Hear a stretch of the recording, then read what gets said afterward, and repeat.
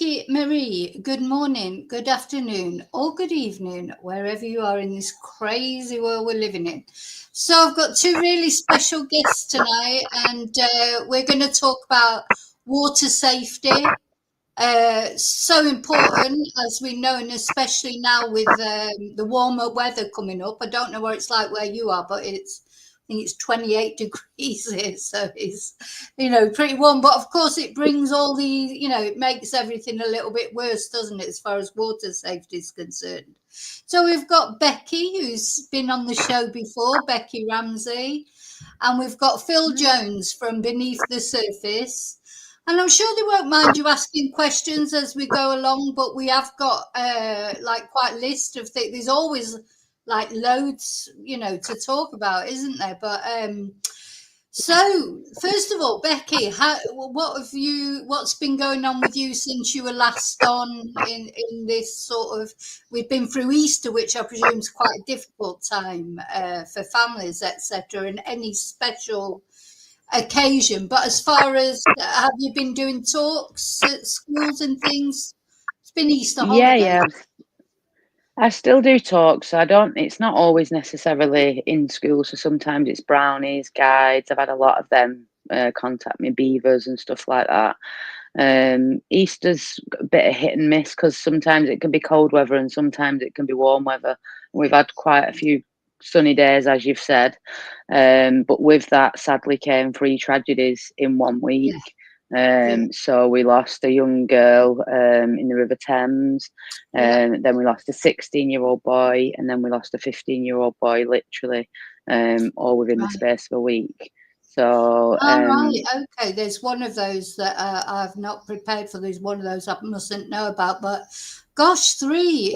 This is it. So we are going to sort of discuss those. Not, we're not going to discuss sort of who they were and their. I'm not going to put any photos up and things. Just, but I have sort of prepared like where they happened and where maybe you and Phil might be able to say the problems in those places that in the future it could be avoided. Of course, these things don't help the people that we've already lost, but if they, there's something that's occurred to me, Becky, that you don't get to really know what people you've saved, do you?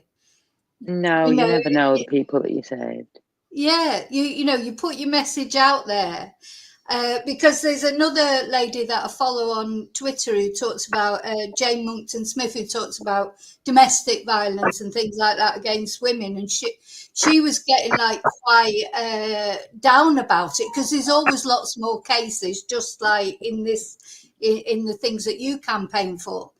And it's true, you don't get to know. You only get to know, unfortunately, the tragedies, but you don't get to know the people that you save. So it must be quite frustrating sometimes if you think people aren't listening or people aren't taking notice. And of course, a big thing that happened was that counsellor who made that joke about Sadiq Khan, where we're going to talk about that as well. That people in authority not taking things seriously, thinking it's a joke, to joke about drowning, Well, yeah, it was horrific. I'm not going to lie. I'm not going to sit here and butter it up. Anybody in any position of power that is condoning or encouraging, pretending, like almost wishing upon him that he would drown, saying that she would throw him, what was it? She'd throw him a ULEZ camera or something to save him. Yeah, people in positions of power shouldn't be saying things like this, jokingly or not. And when I actually confronted her, she said that there's lots and lots of memes and things like that going around Parliament about all. So our politicians are basically out there making memes about each other. And they're all thinking it's funny, but it's not. It's not funny at all. No. And, anyway, it just shows. So, first of all, I just want to introduce Phil because Phil's not been on here before. So, Phil, do you mind just telling us a little bit about you? And I've been showing some videos from Beneath the Surface over the last few days. I find them really fascinating, when you're going down and showing the sonar images and then what what they end up being. And oh my God, I just don't know how you do it, because for someone like me, that's very claustrophobic, going down under the water and that.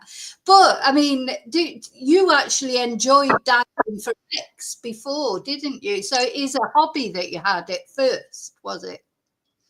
Yes. So I'm the team leader of Beneath the Surface, but we all started out as recreational scuba divers at first. And then we started to get the sonar, because personally I'm more interested in wrecks than fish.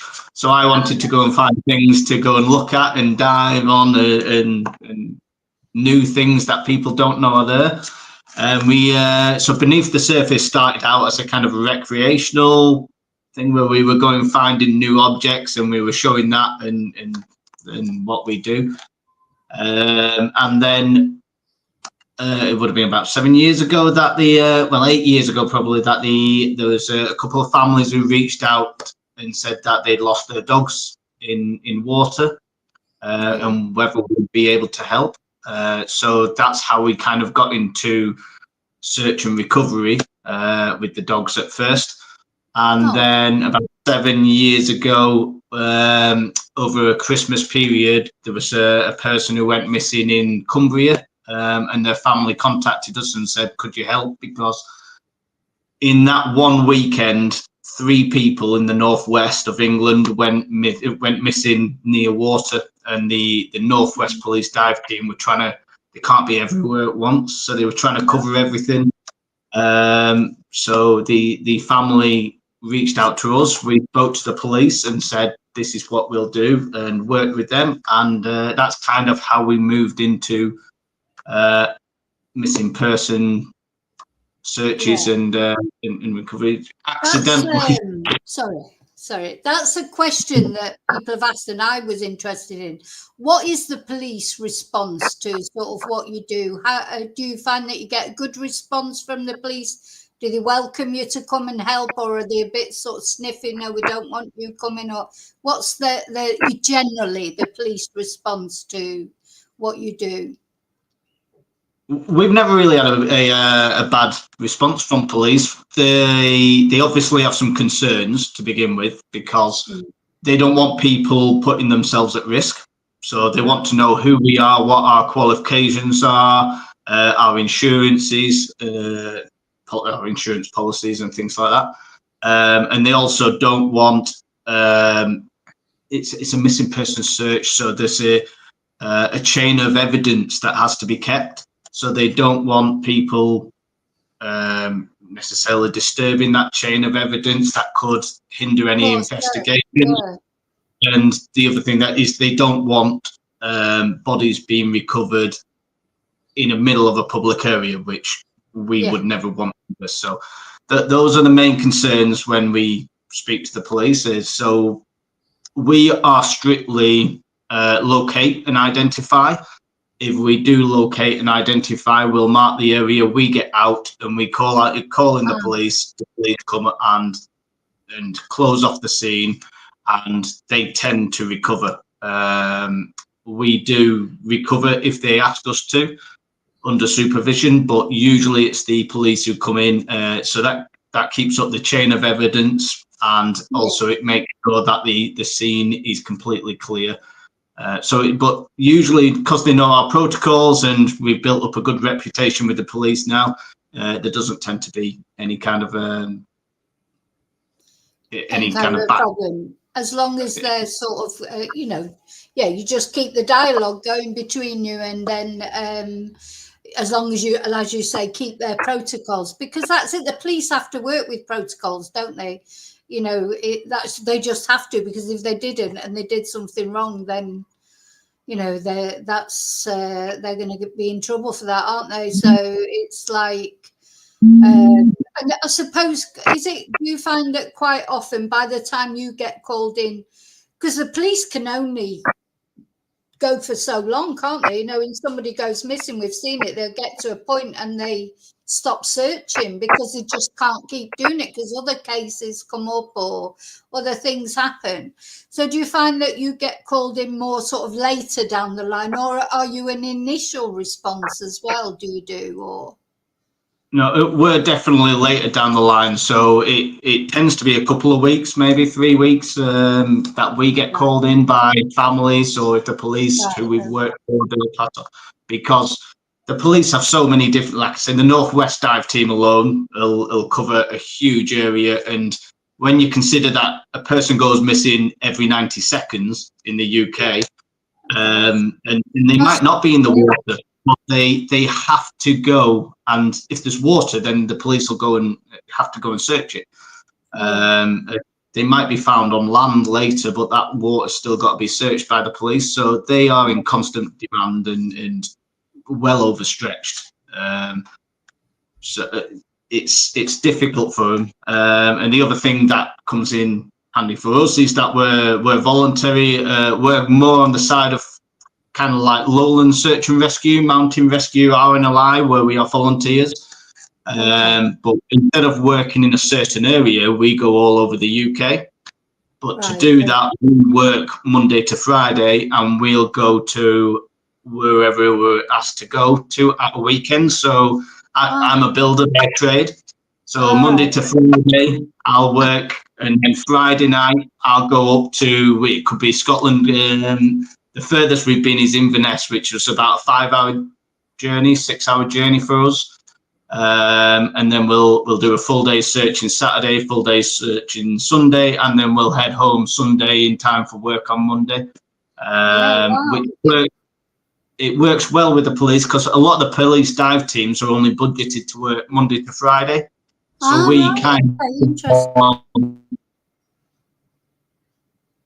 So you work. We're not interfering with the search. Yeah, you're not interfering with the search because they're not normally there at the weekend when you're there.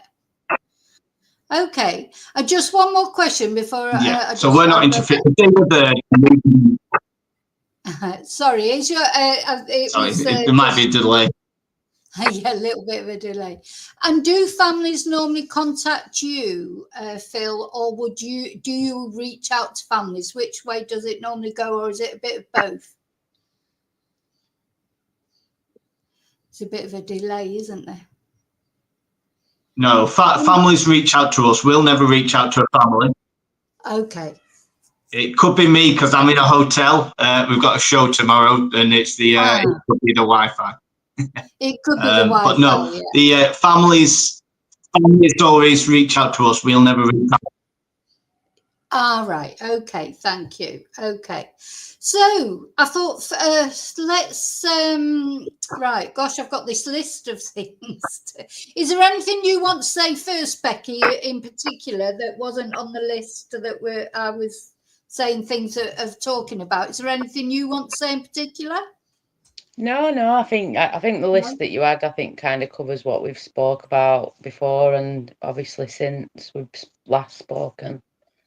Right. Okay. Well, those cases that you were talking about, that unfortunately in a week there was a couple of cases, and one was by the Thames. I'm going to see if I can show where it.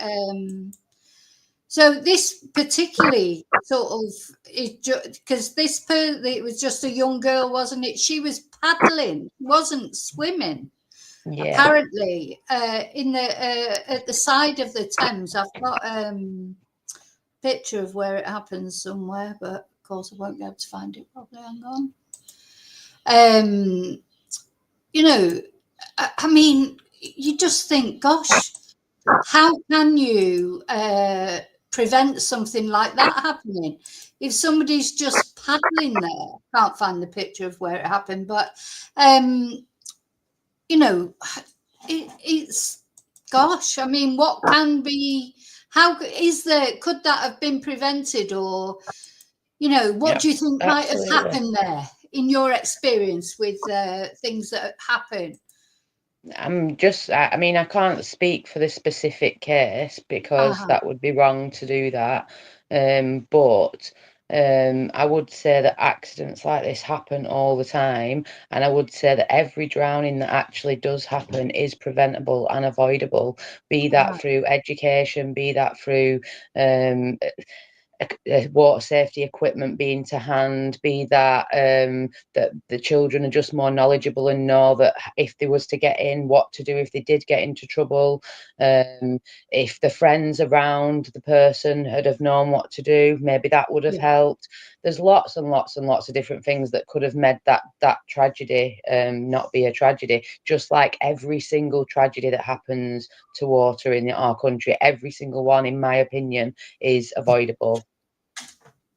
So that was something that I wanted to ask you as well. So what should you do if you do find yourself in a position where either you know, slip into the water, or maybe you're swimming somewhere relative that look you're supposedly safe and you get a cramp, or you get, you know, what are your recommendations that people should do in that situation?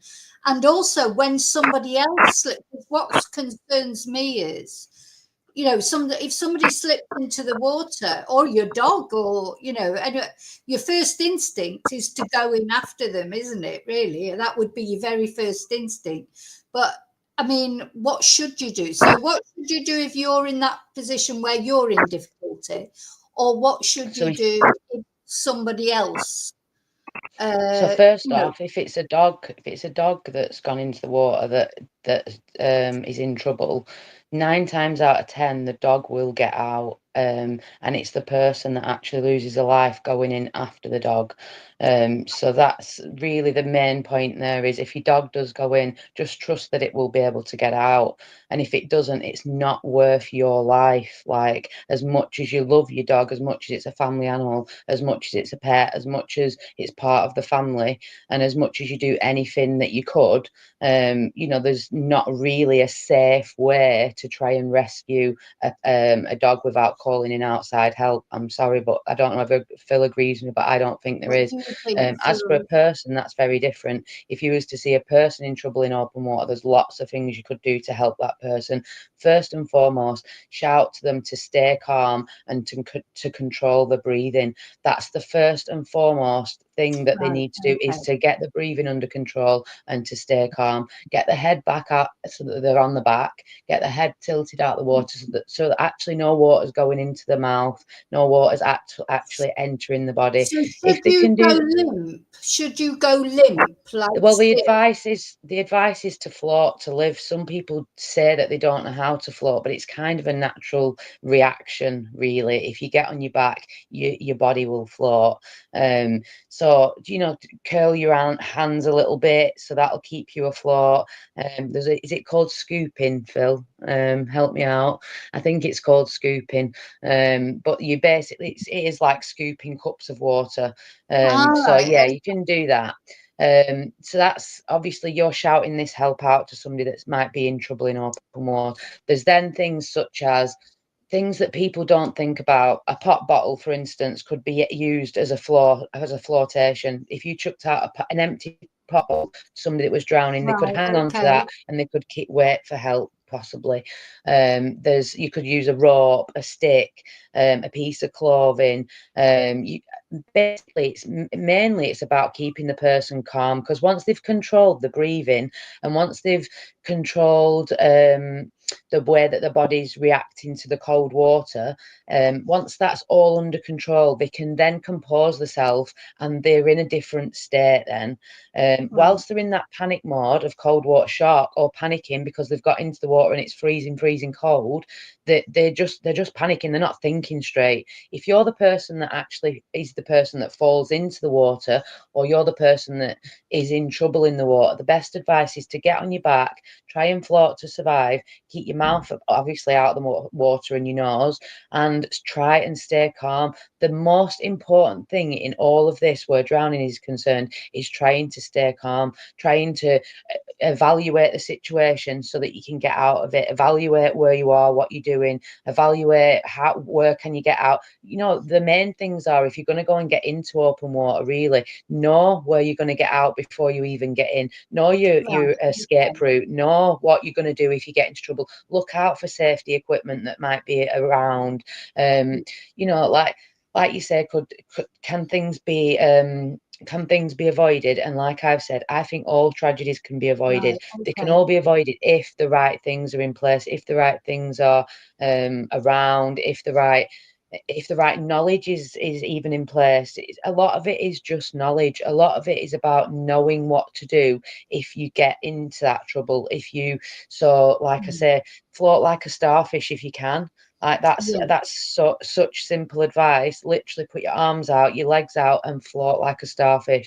That's what we teach little kids. That's the easiest way to say float to live, float to survive. I was thinking that because you know, I know that it can happen so quickly. In that particular case, in the Thames, a woman did get a life ring, didn't she? Well, apparently, and go back, but unfortunately it was too late. It was just a couple of minutes that might, you know, you could, if children and, you know, adults could just that couple of minutes can make all the difference, or even a couple of seconds, I would imagine, just to stay before, you know, you actually go under, can just make all the difference as someone thinking to get something and throw it. Or because I would imagine for people standing by, it would be a shock, wouldn't it? Take you a little minute to sort of think, oh God, what can I do, you know? What do you think, Phil? Is there anything you want to add to that? I don't know a lot about it, but if she was paddling there, it's surprising the little depth of water that it takes to take somebody off their feet. It's ankle depth, 6 inches. And it's any flowing water is what we call swift water. And your Lowland search and rescue teams, who are swift water rescue teams, have to do a lot of training to be able to do and operate in that. So even it's a very little amount of water that can take you off your feet.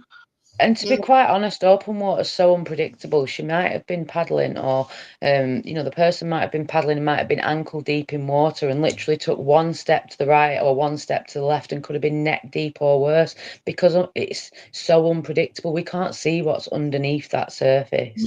No, that's right. Yeah. Especially things like boat ramps. Boat ramps can seem to go very steadily, but there tends to be an end and a drop off. So you can be walking to me. It looked like it was like a slope down, a bit like a boat. We don't have many in the UK, I don't think, do we, of boat ramps and things? Not a lot, but like they are quite dangerous because they do get slippery as well underfoot. So you could be thinking that boat ramp goes a lot further, and then it just suddenly goes into a sheer drop. Right. And And what about adding to what, have you anything to add about what Becky said that you should do in a circumstance, either if you're the person in trouble, what should you do? Like Becky was saying, you should just try, it's the not panicking, isn't it, and control your breathing. Or what should you do if you're a person who's sort of observing there? Is there anything, you know, what would be the advice to do if you find yourself somehow in some sort of situation like that? No, Becky's advice is completely right. The float to live is great advice if you get into trouble. And for me, though, once you get into trouble and you're in a panic state, that's very difficult to do then, because you've got to try and calm yourself down in a panic state. That's very difficult. It's hard, isn't it? And if you're in a cold water shock situation, you to float, you need to have air in your lungs, which means that you need to be able to control your breathing. When in cold water shock, you're gasping and hyperventilating. It's very difficult to do. So the advice there is right if you get into difficulty. For me, it's more about trying to prevent getting into that difficulty. So doing it in safe places, and again with the dogs, I completely agree. Every dog that we've had to go and search and locate and recover, somebody has jumped in after, and they've not been able to find. And I'd be a hypocrite if I said I wouldn't do the same. I would do the same, but none of the people have been able to find the dog because you need to go subsurface then. Yeah, so Again, you're risking it's your down life, to, you won't find them anyway, because it'd be difficult, not, as a dog lover, I've got 3 dogs, it'd be really difficult, wouldn't it? And I'm thinking of buying some of these because my dogs like swimming in the sea if we go to the dog beach. But there has been times when I've been there and I've thought, oh my God, what if it just, because You they can love actually swimming. get dog flotations, you know. Yeah, dog flotation. But the trouble is that wouldn't help me bring them back in. That's all, they'd float to Morocco or somewhere. No, but they'd be able to be rescued then by like RNLI or whatever, and you know what I mean? Like, yeah. So if your dog is enjoying water, and you know they're going into water, it's a life jacket, which are so important with people and dogs. But exactly. with the I was just going to say the prevention, same thing. I was just going to with say exact same thing. There is prevention, also wearing the protective equipment that can reduce the drownings as well. Yeah. Especially with the dogs, if you're going anywhere near water, you might not expect them to go into water. So many of the times, they say, my dog never showed any interest in the water, and it just took that one time. So a long lead, they can go into water. And if they fall into water, what I was thinking of. Oh, my dog did it once. We went to like a lake place, and it was quite a hot day, I remember. And all of a sudden, he just run off, and I heard this splash. But I couldn't see him because he'd run off quite a way to the lake, and he must have jumped in the lake because I just heard this splash. I thought, oh my God. Anyway, the next minute he just jumped out and came back, and he just wanted to cool down. But he took himself off, to do it. So, yeah, I think before I take him back to anywhere like that where there's water, I'm going to get some of those long leads, if nothing else, if not a little flotation thing, because they do like water. And when it's a hot day, they love to go in and have a swim. I don't want to stop them having a swim. But, sometimes I've thought, now this is why this is great, though, Becky, because you both telling us about this, because I would never have thought about that before. I've been there. My dog's jumped into a canal once as well and jumped out again to cool down. We've been to the dog beach and loved it, but it's never really occurred to me, that they might get into difficulty in the water until sort of when you start to look into things. Dog walkers are one of our highest risk where drownings are concerned. Dog walkers, runners, cyclists.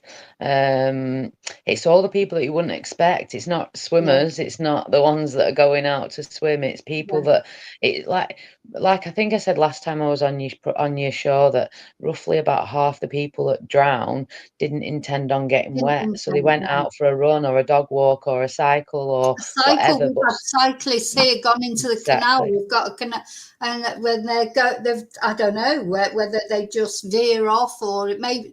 Sometimes they've had a little drink. They have a little cycle along the canal to a bar or whatever, cycle back, and they've ended up in the canal, or cars that have ended. So.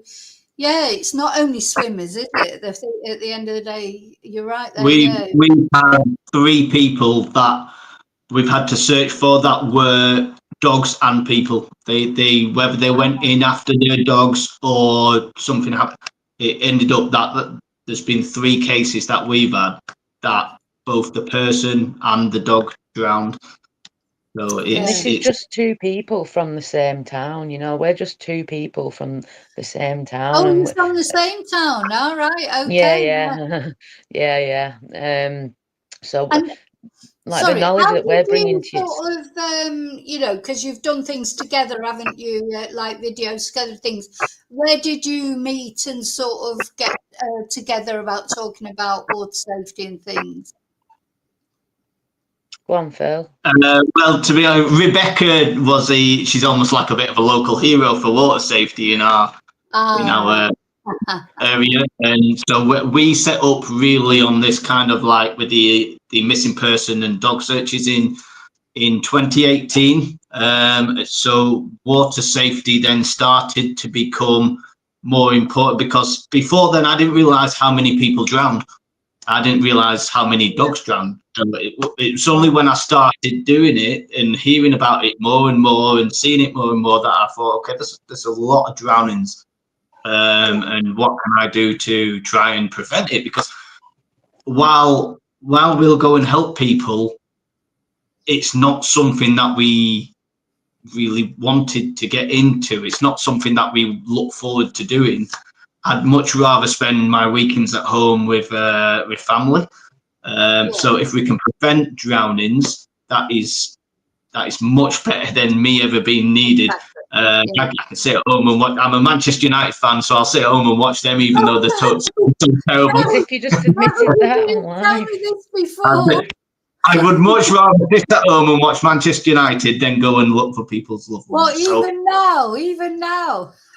Of course, even now. So, so Rebecca's message is far more important than anything that we do. We need to stop drowning or reduce drownings. I don't think we'll ever be able to stop it, but with knowledge and in place, then we can reduce it, hopefully.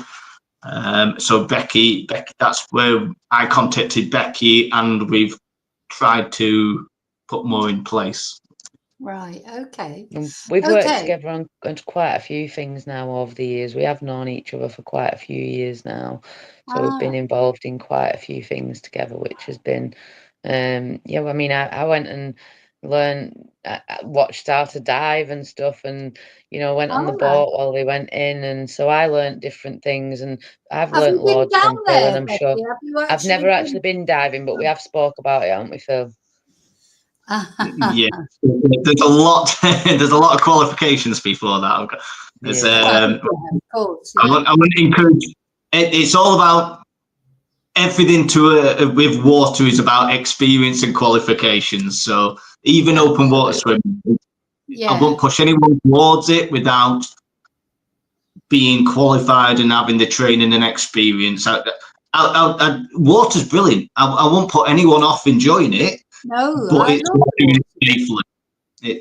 Having the right equipment, the right training. It's about doing it safely and not just going out and putting yourself at risk.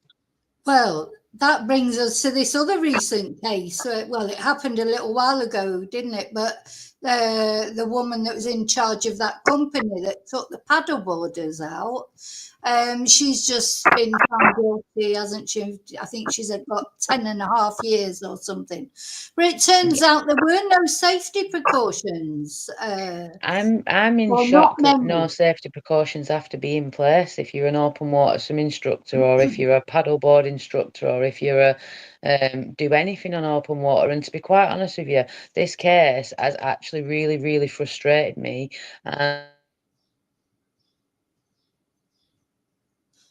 Oh, I think she's frozen. Oh, she'll be back in a minute. Are you there, no. Becky? Let me just see if I've got...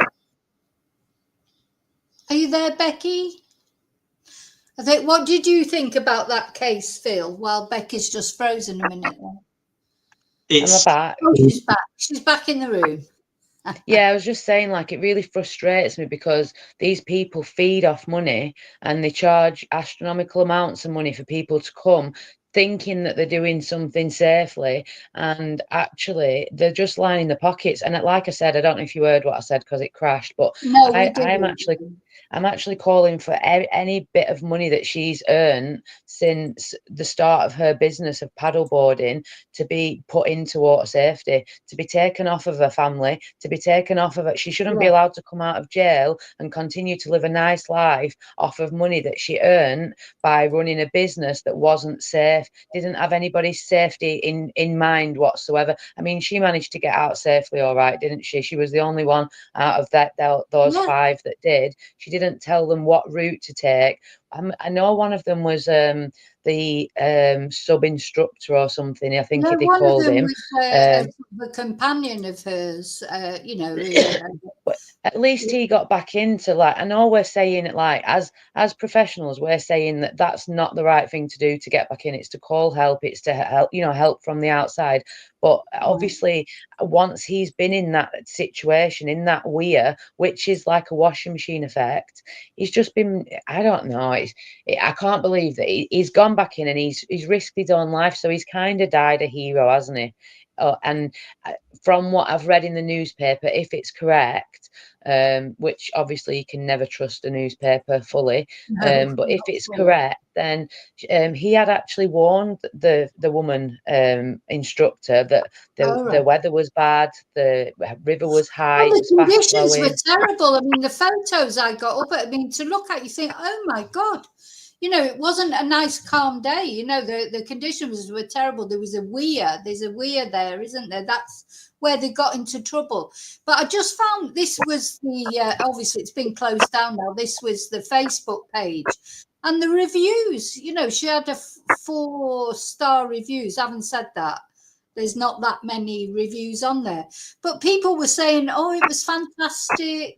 She's a great teacher, patient, encouraging, etc., etc. The Salty Dog Company, is everything good, great. I mean, what should people look out for? Again, prevention.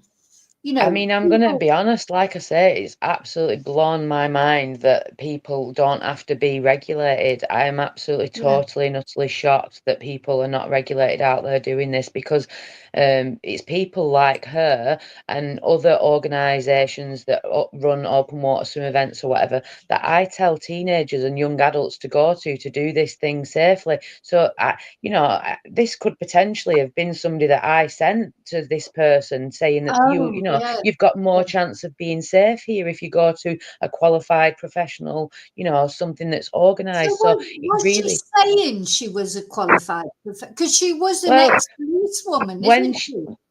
I don't know that she said that she was a qualified anything, but it does when there's a TikTok video actually of her, which I've seen, and when she's coming back up the river, straight away she's saying to the person that she's speaking to, oh yeah, it was just a group of paddleboarders out having a bit of fun. But then you've read in the different news articles that there was actually 7 paddleboarders on that course, and it was a course. Yeah. Oh, yeah. Some of the videos that came out at the court, she doesn't seem to be bothered. I mean, it's quite. She doesn't seem very remorseful at all. And considering, 4 lives were lost and she got 10 years, that's not a lot. Let's be honest. 2.5 years per person. 4 lives, exactly. I mean, obviously, she didn't mean to kill them, but it was totally responsibility. But and she was an RNLI. That's what threw me, that she'd been something to do with RNLI, and I don't know what it was that she was to do with RNLI, but she'd been something to do with RNLI. But even more than that, she'd been a police officer. Yeah, so she should have been,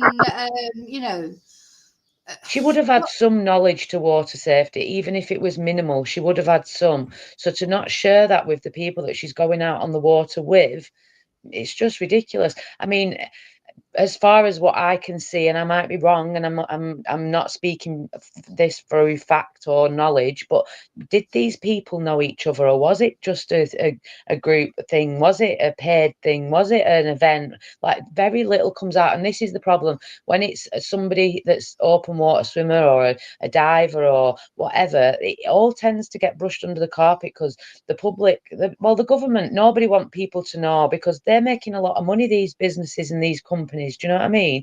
Like, who would want to know that somebody lost their life, in such a place, and then it's almost summer, for instance. Listen, and that's where we're recommending these people go. Even when you go and have your nails done or have your hair done, they have to have their credentials up. You want to see they normally have their certificates up on the wall or whatever of what courses they've done, and even for things like that. So certainly if you're going into a position where it's I mean, I looked at it, I thought, oh my God, I wouldn't be interested in that at all. That I'm just not that adventurous. But I'm glad that I'm not, because it looked dangerous. It looked.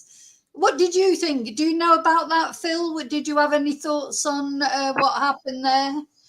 The paddle boarding incident? I've only seen a little bit about it, not much, but it's for me. If you're, even if it's voluntary and you're leading a party, there's a duty of care then. Yeah. If they're doing a paddleboarding course, then that would probably mean that they are beginners. And that's just, I'm just making an assumption there, which means Well, that should, it to go should off the end of a mainly weir, to go off the end of a weir, must say that Went they've had over very the little weir. knowledge. Yeah. You for, know, They've for had very little if knowledge. you're learning to paddleboard, then it should be on a lake or something, a Yeah, still lake, close to that's shore, where you can learn the skills of falling off, getting back on. You should have the safe, all the safe PPE, the equipment, so a wetsuit, a buoyancy jacket, a PFD. well, one of jacket. them wasn't wearing a life jacket because they apparently this is what they said. Oh, it wouldn't be necessary. The actual person themselves And said the they didn't leashes need weren't one. right. Their ankle leashes weren't right. They was off. So in one of the videos that I've seen, you can clearly see the paddleboard going around like a washing machine effect, and there's nobody attached to it. Well, obviously, if the leash was working, a person would be going around with that as well. Do you know what I mean? But the thing is, My, if you're my only doing it, concern with the leash is that there was a death in America where she had the leash attached to her ankle and she fell off and the leash got caught in an underwater tree and she actually drowned because she was attached to the it paddleboard. sounds, you know, that's why I would hate anything like that. Same with kayaking and stuff like that. That to me is classic. You know, if you're actually tied to something, it would. I'd rather be free, you know, and think, oh, I'll go into the water and take your chances. But the For thought of me, being tied, flowing water like a river is not a basic. It's more an advanced. So it's got to be still water for me for that. The right PPE and probably even for me, I'd go over the top and I'd have a safety boat. You've got to have rescue. The precautions that was in place were bare minimal and abysmal. Abysmal is the only word that I can use, is abysmal, for well, 4 that's lives it. to And be if a lost. person says, I don't need a life jacket, as a responsible person who's taking people, you're not going to say, oh, okay, don't wear one then, are you? You know, It's you're going like to say, being in a you've got car and to somebody wear saying, one I or don't you need a don't. seatbelt. Yeah, exactly. Yeah. It's like, if you don't want to wear a life jacket, well, sorry, you can't do this course, or you can't just say, oh, that's okay then, don't bother with the safety precautions then. You know, I thought that was surreal when they said that one of the people said they didn't need one. And I thought, From well, a scuba diving point and even a swimming point, you always start off in what we call confined water, which is a swimming pool. And you have rescue abilities there and everything, and then you go into open water, but it's always something like a lake or something where there is rescue abilities there, so that you've got a rescue boat. So a lot of diving and open water and swimming, there's places like Eccleston Delft near us and Cape and Ray where they have rescue facilities. They have boats and they are made safe for people to go and train and learn. And these things take a lot of training and learning and education for you to do it safely. You can't just go out and do it on a whim. on a whim. That's right. Yeah. You know, it's so what do you think if people are thinking about it? Not me, but there will be people out there who like those kind of things, and they're thinking about going on some sort of course or excursion. What would what should they be looking for in the UK? I mean, I'm here in Spain. We have a white raft thing not far away from where I am, and I was watching that and I thought, they haven't all got life jackets on. And I know people who've done that. It's like white rafting. It's an excursion, and the people I know that have done it, they're not young people. I know it doesn't matter because what age they are, but I think, God, they're going and doing these. What are those people's qualifications that are taking them out on these rafts? Suddenly I'm thinking about everything. Spain's not well known for its health and safety regulations. Yeah, It's just like, oh, absolutely. just get on with it, you know. But suddenly I'm thinking about all this. So what would you recommend if somebody's thinking of doing something like that in the UK? So anything to do with water, really. What would you recommend that they look into before they decide who to do it with? Well, definitely somebody's credentials, definitely somebody's ability, definitely somebody's qualifications, how long they've been doing this, how many times they've done this, how many events have they put on, what safety precautions are in place, I mean, I believe that they didn't even have the next of kin of one person, so they didn't manage to get hold of one person's parent for 9 hours or something. It's like that's just a basic human error. That is a Yeah, basic human error to not have the contact details of the people that you've got in the water with you. yeah, Do you know what I mean? So yeah, there's lots and lots of things that people are going to be needing to look out for now, even more so now that this case has been brought to light. And this isn't the first one this week. I mean, I did tell you there was another one on Doing It for Dylan. I know that was a slightly different scenario, and that was a swimmer rather than paddleboarder. But again, you know, somebody that's gone to somewhere to do open water swimming, thinking they're going to be safe, with an that's right. And that instructor or was an whatever. event, wasn't it? It was an actual event. It wasn't just The coroner's asked for the government to look into it more now and to look into water safety a little bit more. But parents and people like me, and I mean, obviously I'm a parent, people like Phil who does recoveries, we've been screaming this for years and years and years. You know, yeah, it shouldn't take for coroners to keep saying it. Coroners have been screaming it for years and years and years. You know, it was front page of the newspaper that the coroner had made these recommendations. But the coroner made recommendations when my son died almost 14 years ago. They haven't been followed through with. Nobody's made sure that them recommendations continue to happen. So recommendations for the quarry where Dylan died, for instance, he had to have signs up. Now, he put paper laminate signs up, the owner. They were gone within 6 months. There's never been any follow-up to that. They've never had to re-put up signs. It's almost like the country does something because somebody's lost their life and then forget about it 5 minutes later. We yeah, can't keep doing yeah. that. Yeah, it must be really frustrating because, you know, when they come out with recommendations like that, you must think, oh, at least they're going to do something. And then when nothing happens, it's just like, here we go again, isn't it? It's just back to square one, you know. Well, yeah, I mean, Phil was with me a few weeks. Well, it's almost a year ago now, believe it or not. But when we went down south, and I made some recommendations to a local council, well, not a local council to us, but a council down south. And probably out of 100% of the recommendations that I put in, they probably took 90% of them away. Now, one of the recommendations that I asked them to put in, they didn't put in. And sadly, within the time that it's been since I've put them recommendations in, and now what I predicted would happen did happen, and a 14-year-old sadly lost his life to the water as well. Well, it's just awful, isn't it? It's like you just think, what can you do? But you know, Phil, when you what would you add anything? What would you say about what was saying earlier about what would you tell people to look for if they're planning to do some sort of water excursion? You know, like the paddleboarding, or I mean, there's so many different things, isn't there, that people go out on the water to do? Kayaking, I don't know, windsurfing.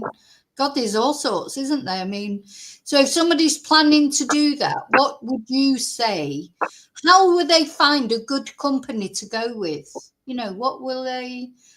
Because she probably looked like a good company to go with, didn't she? You know, if they would have looked for somewhere, they've got good reviews on there, and you know, I don't know, she didn't have any credentials on there.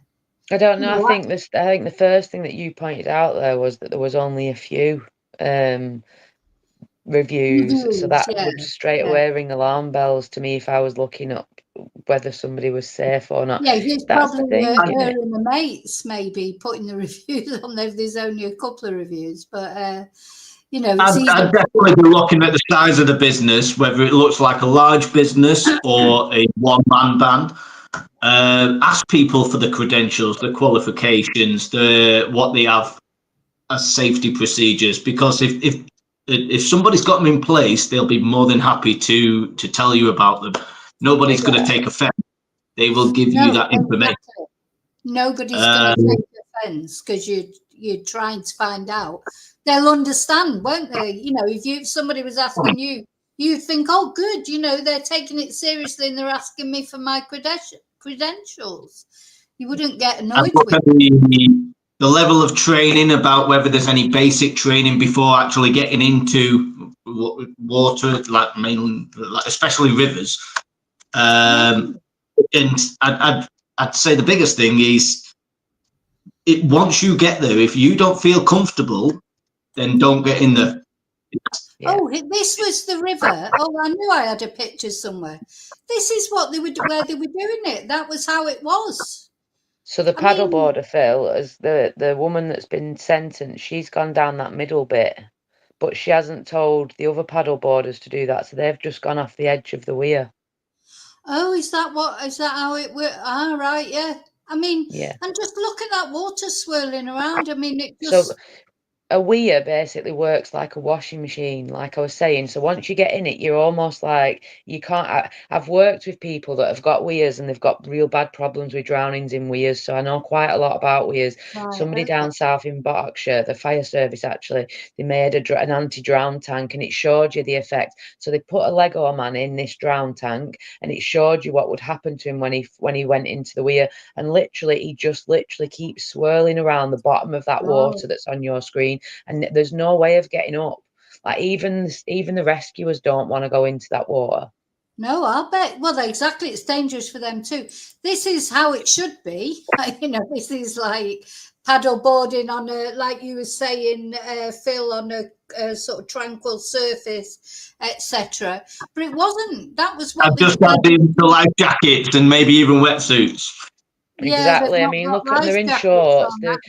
For these people that go out on paddle boards, they don't even know how to swim, and they think because they can keep balance and stand up, they're going to be all right. But they don't think about the consequences if they fall in, if there's a bit of wind, if they hit a tree stump, if there's a problem. Yeah, there's a million things that could happen, really, isn't there? And this was the place, wasn't it? So this is what we got. So she went up here, did she? And so she's gone down this. Is it Fish Pass or whatever it's called? Yeah, Fish Pass. She's gone down there apparently, and they've all gone off the edge of the weir. So as soon as they've gone off the edge of the weir, they've gone straight down. Obviously. Gosh, well, you know that you don't need credentials to tell somebody. Make sure people know which way they're supposed to be going. You know, I mean, it's yeah. So it seems she was definitely culpable, and I think 10 years really is a bit of an insult to the. I think we can all agree that she's culpable. I mean, a court of law's found her guilty of I can't remember what the terms actually were, to be fair, so I won't say, just so that I don't get myself into any trouble. But like, she's been found accountable for these deaths, otherwise she wouldn't have got sentenced to 10.5 years. Yeah. But do you think? I mean, I don't know what. Because she won't serve 10.5 years, of course. This is what I'm saying. I'm saying she'll be out in 5, 4. Yeah. Just seems a bit. I think if that was my family member, I would be really angry at that, to be honest. But what angers me is, what is she coming out to? What empire has she built out of this business or company or whatever? I mean, I haven't done any research into it, so I can't sit there and say she's got a multi-million-pound house and she should give it back and put it into water safety. But if that is the kind of situation that we're looking at, then yeah, absolutely, it should be given back and put into water safety. Yeah. I think what's worrying, I mean, I know I've had friends who are experienced in things, doing everything right. I've got a friend, he was windsurfer, and he had an accident on his windsurf. He did it, he didn't drown or whatever, but he was very seriously injured.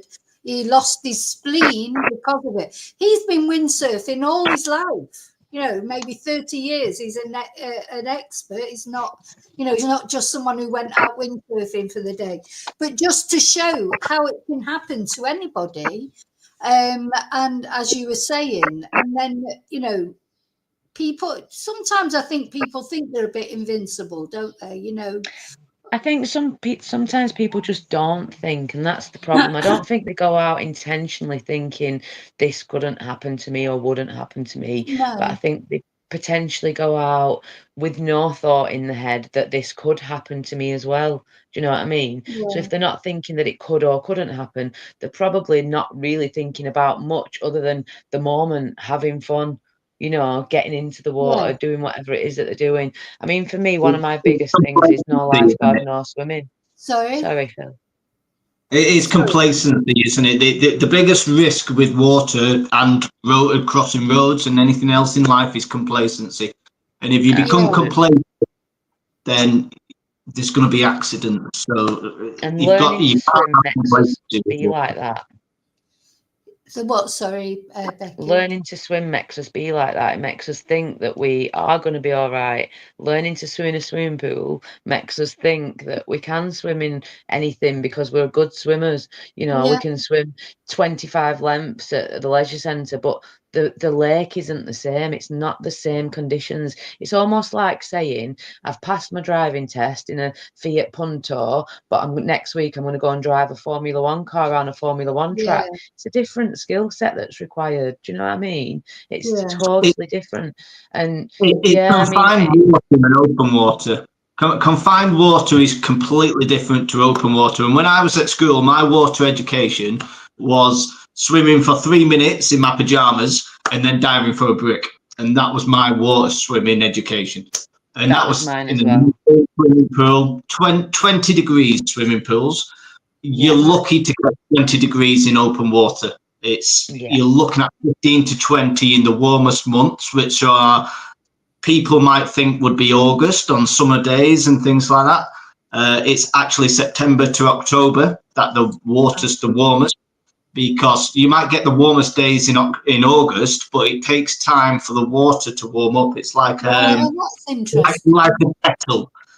So you've got a powerful element in a kettle and a small amount of water, but your water doesn't boil straight away. It takes time to heat up. So Yeah. imagine in a large body of water how long that water will take to warm up. So just because the sun's shining doesn't mean that the water's going to be warm. Oh, that's just remind me of something that I wanted to ask, and I've got to ask it, otherwise I'll probably forget again. Talking of cold water shock, you know, there's a lot of talk about this, you know, that we've seen with cases. Why don't people get cold water shock like people who jump in cold, you know, like I had a not Russian, Ukrainian student. He used to go off and jump in cold lakes and do all why don't people get cold water shock when they're, you know, doing these, do you understand what I'm saying? There's lots of countries where they go and swim in freezing cold water. That's part of what they do. Yeah, I suppose that's like asking the question, why doesn't everybody that goes swimming in open water drown? You know what I mean? It's hard to answer that question. No, but maybe because I don't understand what cold. To me, you think, oh, cold water shock is you go in cold water, you get that shock. Why, you know? And other people have asked it, so why not? You know, why? What? It's down to acclimatization and knowing what you're doing quite often. So your cold water shock is from sudden immersion. So in the UK, the warmest water in open water you're going to get is 15 to 20 degrees. You can get a cold water shock from anything under 15 degrees Celsius. In fact, the Amateur Swimming Association recommends that no open water swimming under 16 degrees. So with 15 degrees, that's one of the warmer times of years that the UK will get water. Quite often, it's a lot lower. What I'd say is, if you went and sat in a cold bath, if you ran your cold water tap, or you put your shower on cold and went and stood on it, you'd get a shiver. You'd have a shock response when you get into it. We've all done it. Feel that, yeah. You do. Average UK tap water is 30. Cold tap water is 13 degrees. So it's not that cold, but it still gives you a shock response. It does make you gas, because in the summer you do a lot of, and we don't have cold. Oh, my water's never cold in the summer, ever really, not proper cold. But you still get that gas, you know, when you put on a cold shower to try and cool down. It does take your breath away, you know, in that And second. that's at 13 degrees. Yeah. Cold water shock is that it gives you that initial involuntary gas reflex. And it gives you, and then you start hyperventilating. Now, if you think that you've suddenly fallen into deep water and you have that involuntary gas reflex and your head is underwater, then you're in trouble straight away. Because you're trying to then get your breath whilst you're hyperventilating. You've already taken water into your lungs, which is even if you do get out, that is a concern in itself. And cold water shock is anywhere from, it can kill you within 10 seconds to 3 minutes. 3 minutes is unlikely. It's very quick, the cold water shock. Yeah, it's horrible, isn't it? It's very. It's how much water you take into your lungs. And what should you do? Sorry, I'm diversified, but if you say somebody that you're with, that has happened to them, but you've managed to get them out of the water, or even if they've managed to get out of the water, because what you were saying about they may have already have a lot of water in their lungs. I don't think I would know what to do. Go and get checked out at the at the hospital straight away, because there is a thing called secondary drowning, and basically what that is even if you're taking a small amount of water into your lungs have, if you think about back to your science, I was never any good at school really, but you've got your lungs and you've got your little alveoli, which are little air sacs that are what's left. They take oxygen into your blood, and it only takes a few drops of water to block some of those air sacs, and you struggle to then process oxygen into your blood. And secondary drowning, people can die days later from secondary drowning. So if there's any chance that you've inhaled water, you do need to go and get medical attention. But in that moment, is it right that you should turn them over so that they're in the recovery position or whatever? I mean, in that moment, say you're going to phone you've been swimming with somebody and they've started getting into difficulty, but you've managed to get them out, or they've managed to get out, and you're ringing the ambulance. What can you do in that time when for waiting for someone to come?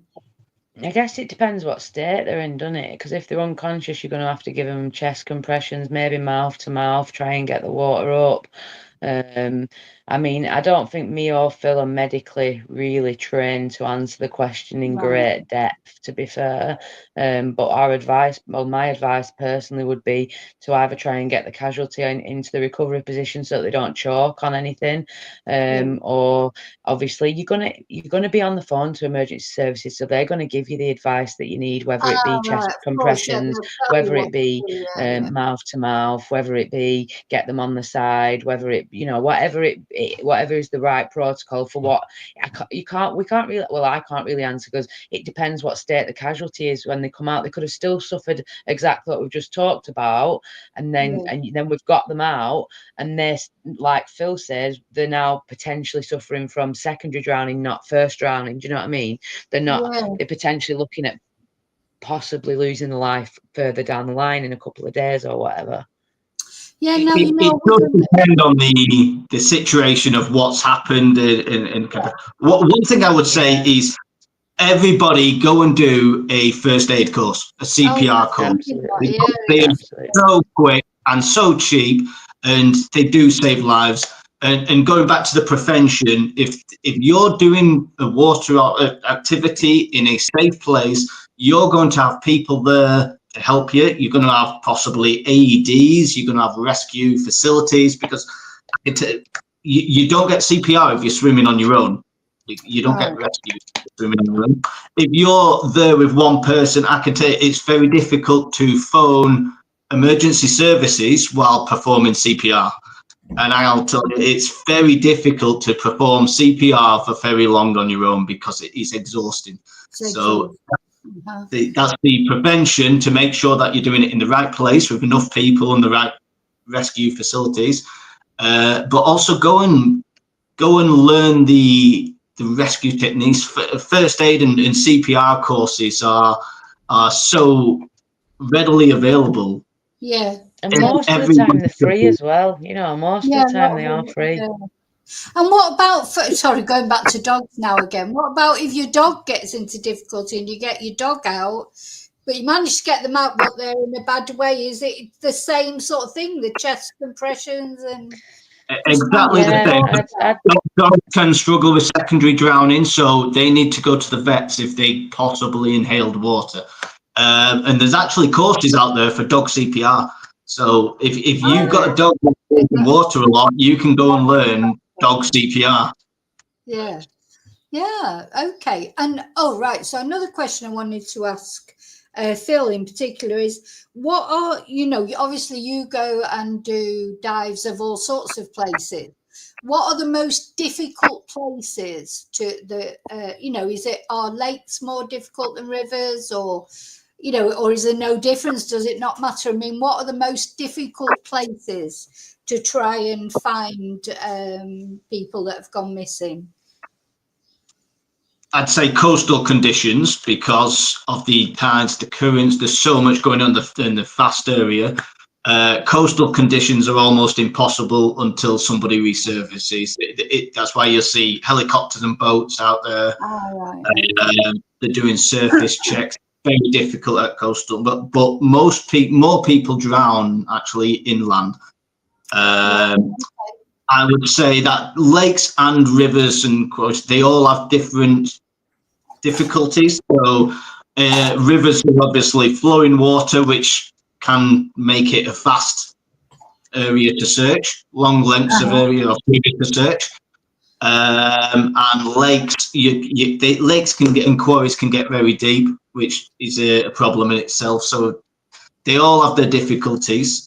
They all have, yeah. But I suppose, the more fast flow, and of course all rivers are different, aren't they? Some rivers are more fast flowing than others. Some are tidal, some are, I don't really understand the difference. Some are wider, some are narrower. I mean, there's a million things to take into account, isn't there, when you're going and doing those things? Definitely, but and if you think of it now, if a river gets narrower and shallower, you'd think it'd be easier, but that's more water pressure going through there then. So it's more force. It becomes almost like a bottleneck and can force more than. And with whatever we're looking for, it depends on clothing, body makeup, how old you are, because of older bones are less dense, so they're more buoyant. There's so many different things that can play such a different part. It's very difficult to make any guarantees with water. Water will do what it wants, and as soon as you start to think that you've got it's sussed, then it'll throw you a curveball. So we had one a couple of years ago where somebody went missing in flood water, and it was rampaging, and they went missing with their dog, and the dog was found 7 miles down, and she was ended up being found less than a mile down. And then in a shallow, calm river where somebody was missing, they ended up going 5 miles. So it's very difficult to judge it. It's so many different factors. It's I think that's it. I think people don't, or and I'll include myself in that, don't always understand, well, why haven't they been found yet? Why haven't they been found yet? But it's so complex, isn't it? So complex, so difficult. And sometimes there can be lots of people looking for them and they still don't get found. And I think that people sometimes just don't understand the complexity of it, and myself included. That's why I found your videos so interesting, watching going down and, you know, it's you know, it's fascinating to watch. I don't want to do it. I don't want to do it, but it's fascinating to watch. And thank God, you know, some people do it because it's so necessary. But what about this Aqua Eye then? The AI thing. How has that changed things? Do you think that's a good thing? The Aqua Eye is a new piece of equipment from America. It's only been out since 2018, I think, and it's technology is always improving. So we have to move along a bit, and artificial intelligence is obviously a big part of that. I don't have it. It's in the car at the moment. I wish I'd brought it in now. But it's a handheld scanner that it's so quick and easy to and user friendly that anybody can use it. But you can be used from a shoreline or from a boat. It can scan at 50 meters, and it'll look for it won't give you an image like side scan sonar does. But what it'll do is it'll scan the bottom, and it'll use artificial intelligence to look at the size of an object, the density of an object, things like that. And the artificial intelligence will tell you whether it thinks it's a person or not. And then it'll tell you the direction, how far out it is, and it's helped us find 3 people last year. So it does work, and it's quite an impressive piece of equipment. Really, it's definitely. Yeah. Do you think there'll ever be a day where there'll be like robot divers going down and doing these things? Well, you've got ROVs. We have ROVs nowadays, but sometimes the ROVs are great, and our ROV can go down to 100 meters, which for a diver to go down to 100 meters is quite dangerous, and not health and safety for commercial divers does not allow it. They have to be technical divers who are highly trained, and they have to spend a lot of time then coming up. So it takes a lot of time with that. So ROVs they have a place. We've actually found 2 dogs with our ROV. So what does an ROV look like? It's a little robot, which is it's a remote operated vehicle. So we can, before we even get in the water, we can put eyes in and things. But the problem with that is that if the water's too dark, like in a canal, we've got a video on our YouTube of a canal dive. You cannot see anything, and you're literally feeling around. And we put the ROV in first, and it quickly became apparent that. Look, there's the Aqua Eye. Yeah.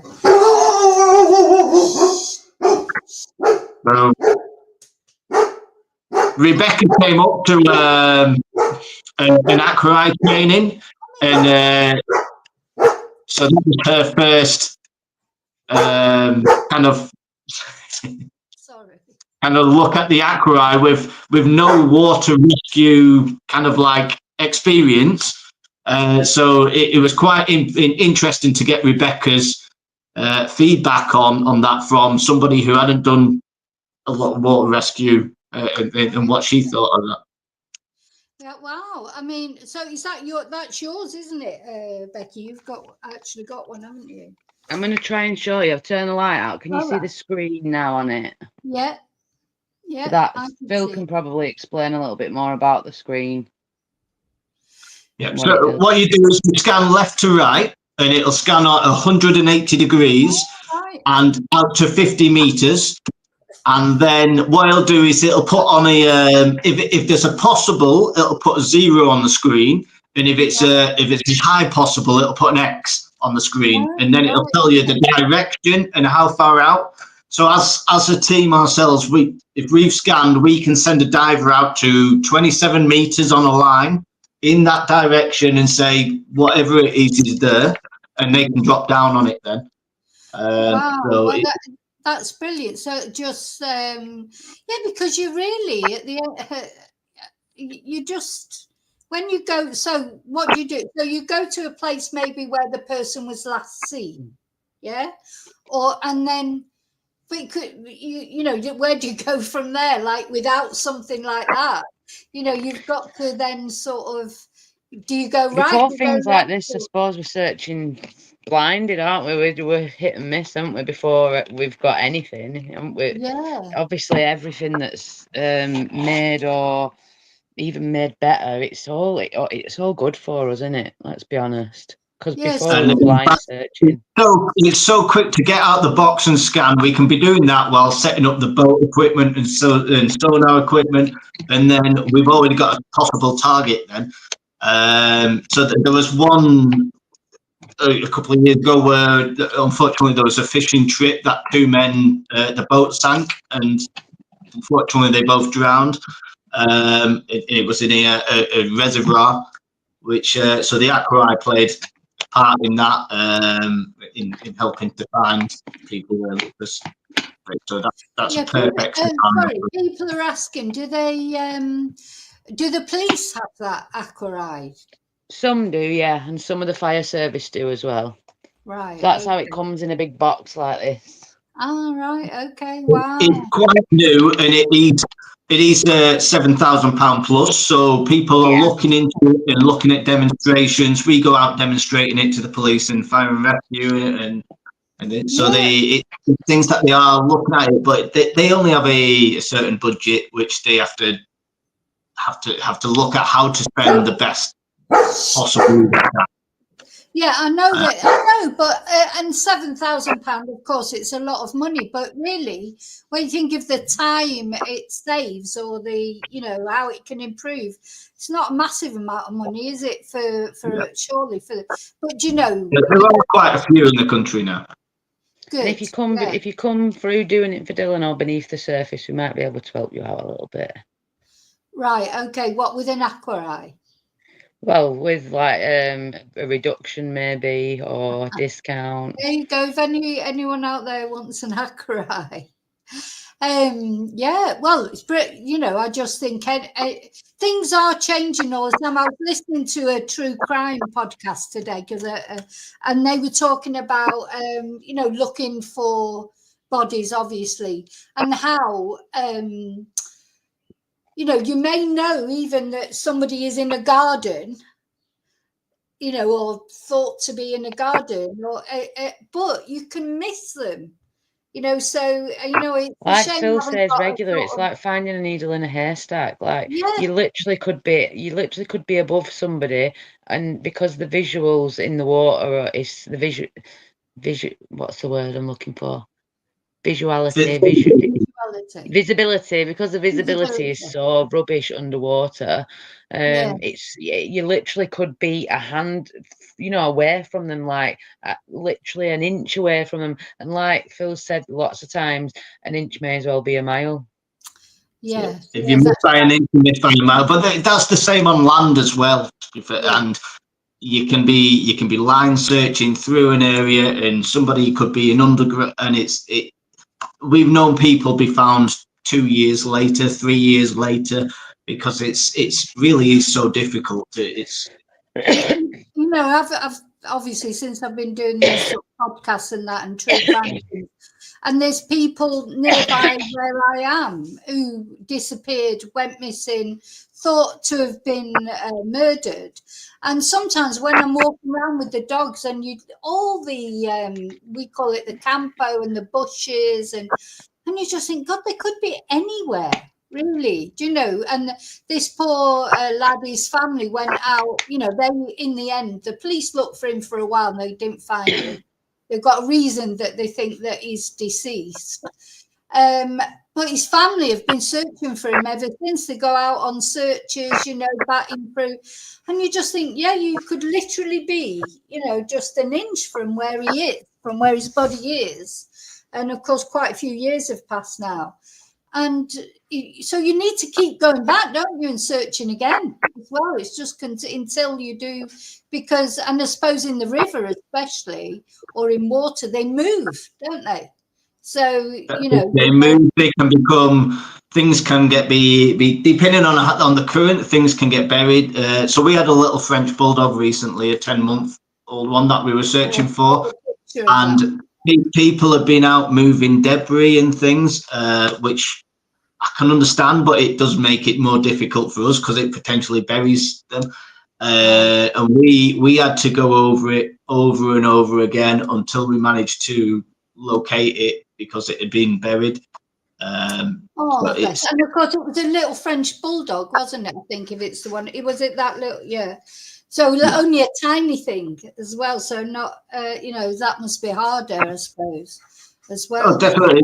Some people say, you know, okay, well, why are you searching for dogs in river? But for me, it's a real life training almost exercise. You're still helping people, which is great. But if I can find a dog in a river, then I can find a person in the river.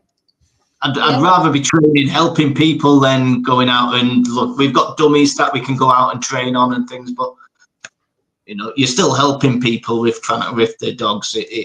They mean a lot to people, and as a dog owner myself, I'd want to try and find mine as well. Well, that's right, because you'd always be worried that someone had stolen it, or what happened to it, or was it wandering around, was it hungry, was it thirsty? And, you know, it's horrible to find out that it's deceased, but at least puts your mind at rest, you know, I suppose. So, yeah. Oh, sorry, was Rebecca trying to, she's disappeared. Maybe she'll be back in a minute. So anyway, the aqua eye then is a good thing. So now somebody's just asked, does he work with the NCA or so? I don't know good with initials, so oh, there she is, she's back. Hello. Sorry, I think the internet dropped. The National Crime Agency, no, we're not on the National Crime Agency. So as we're volunteers and we don't reach out if it is, so the families will contact us asking for help, or the police if we've worked with them before. They'll kind of point us in the direction and ask for us to search an area. If a family, what usually happens is a family will reach out and say, can you help us? If the police have stopped searching, obviously we'll talk to the police and then we'll go in and say, yeah, we'll do what we do. If the police are still searching, we don't interfere in the search, but we'll speak to them, and if they're happy for us to go in different areas or at weekends, if they're not operating at weekends, then we'll do that. But yeah, we're completely voluntary. We're not a set up taskable force, but we're building. You're a force to be reckoned with, aren't we, Phil? You're definitely a force to be reckoned with. And that's something else that I just wanted to bring up. So it's something that Phil had mentioned. So it's a very sort of it's a delicate thing, isn't it? Because you were saying, like, some people whose family members have gone missing, they want a bit of publicity because they think that will help to find their loved one. By the more people know about it, the better, you know, to put the word out. And then you've got other families who don't want any attention whatsoever because they just don't, you know, everybody deals with things differently, don't they? So my question, if you like, as a podcaster is, you know, I'm always sort of walking that, you know, I always try and be respectful, as you know, but you're always sort of aware, and quite often I am in touch with people's families before I start to talk about their case or whatever. But it's a very difficult, you must find the same. I don't want to upset anybody, certainly not that I don't mind upsetting perpetrators when I'm talking about true crime. I don't want to upset any victims, families, etc. And so that's what I found. Some people will say, no, I want you to talk about it, and they'll even give me things to say, but I don't want my name mentioned, but I want this brought up, or can you, you know, so everybody, that must be the same for you. Like, some families, they don't want that media attention at all, do they? And then other families, they want a bit of media attention because they think that might help if somebody saw something, knows something. You know, what you sort of, it's sort of a delicate line, isn't it, to walk along? For me, we try to not say too much. We let the official police statements come out, and any family statements. It's their loved ones, so it's their prerogative to say what they want. It's not up to us. And then in cases afterwards, when if somebody's lost their life, Rebecca does an unbelievable thing of talking about her son and her experience every day, and I can only assume that helps cope and with the grief. But some families that we work with, they really don't want any publicity. They don't want. They're afraid of it because of things that have happened. Yeah, in the media. And you know that, don't you, Rebecca? Because sometimes people are really strange, aren't they? The things they say to bereaved families and things. Just like, well, you had the incident of someone pretending to be Dylan on TikTok. Yeah, I mean, I did do a TikTok. I did a TikTok maybe a week and a half ago, and just things that like you should and shouldn't say maybe to a grieving parent. Yeah, and I thought that was quite. I mean, it reached quite a lot of people, and I thought it's quite. It just makes you realise that it's not creative content, but engaging content, should I say? Yeah. Do you know what I mean? Where other people are going through similar things or feeling the same or whatever. And yeah, I mean, I think putting something like that out there gives people the understanding that you don't necessarily have to say the right or wrong thing. Just saying something can be right sometimes. Even saying the wrong thing to a grieving person can be right, because you know what, the amount of times that people cross the road because they don't want to speak to I was just going to say like that. me. I was literally, you just took the words out of my mouth. Sometimes people do that because when they don't know what to say, they sort of avoid the situation. But I think this you've got to acknowledge. To me, I mean, when I saw your TikTok and I thought, oh God, I hope I've never said anything because you do worry, you don't want to hurt people, but then you feel like you should say something, and then you're sort of grappling around for something to say. But when people say the wrong thing, they're probably trying to be nice. I always say even saying the wrong thing's the right thing, because like I say, being ignored is harder. I've lost friends that I've had for many, many, many years just because they've never been able to face asking the question, are you all right? How are you? Hi, just the simple words, what we take for granted that we use on a daily basis. I've lost friends that they can't say that to me anymore. They can't even look me in the eye anymore because even I don't know. I used to think I used to get angry and think, you can't catch it, what I've got. You can't catch losing a child. You can't catch it from me. But I understand a little bit more now. Sometimes it's people can't deal with their own emotions at the thought of them having to go through what I'm going through. So they put themselves in my shoes for just a millisecond, and they can't deal with that, so they just take a step back. You can't think about it. No, because sometimes people don't want to think that anything bad could ever happen, but normally you get to a certain point in life and you realize that anything bad could happen to anyone. You've just got to thank God for every day that something bad doesn't happen, really, because things do happen, and they happen to nice people, they happen to people who aren't doing anything wrong, but sometimes we do find it hard to deal with emotion, and that must be difficult for you as well, Phil, because I think what you said in one of your videos is because you deal mostly with recovery, you never really got any good news for people, have you? It's either you found their body or you haven't found them at all. There's not you're not in a position where you're ever going to be saying to somebody, oh yeah, we've found your loved one and they're fine. So how does that affect you as well? I mean, that must be difficult for you sometimes to deal with. Yeah, that doesn't get any easier. It's like I say, we've been doing it for 7 years, and having that conversation with the families, people say to me, it must be difficult to come out and say, okay, we found your loved one. It's actually more difficult for me to come out and say, I've not found them. I was going to say the exact same thing there, Phil. I was going to Yeah. say, actually, like the way that you've just explained that, like, I wouldn't imagine that's the way that the family feels. The family must feel a weight off the shoulder when Phil comes to them and finally says, your loved one's finally brought home. You can do what needs doing now. You can hold your funeral. You can That's lay right. them to rest. Yeah. So I think in some ways that is good news to the families, because they have already dealt with the fact that they're not coming home. They've already dealt with the fact, a lot of them have, when by the time Phil gets involved, especially, you know, because like Phil can get involved sometimes many years after a person's gone missing, by which point it's pretty obvious the person's not coming home. Do you know what I mean? Whether that be through choice or whether that be through they've got into an accident or they're in the water somewhere.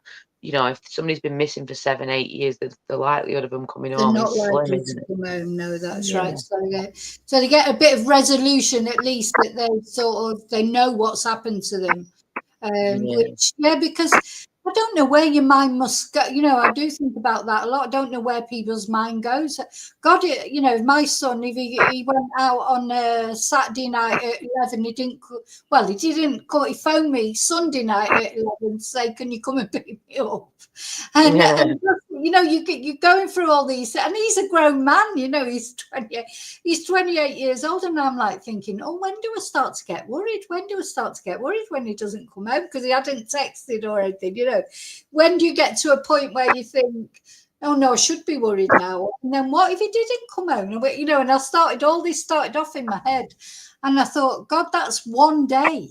You know, 1-2 days that somebody's. And this is it. You've got to know your own kids to know what when have they crossed that borderline. You know, like I think for me personally, I mean, I've got one of my children that lives at home. He's nearly 25, and like, you know, I'm the same. You know, like, should I be worried about him when he goes out for 2 days? But with his character, I know I shouldn't be worried about him if he goes out for 2 days. Do you know what I mean? Because that's him.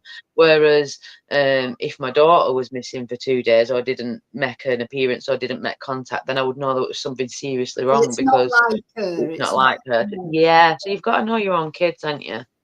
Oh yeah, and it's funny because then he eventually did text me, and then I'm thinking, is that him who sent that text? Because I've watched too many true crime things. I'm thinking somebody else might have sent that text. I'm just all going through me.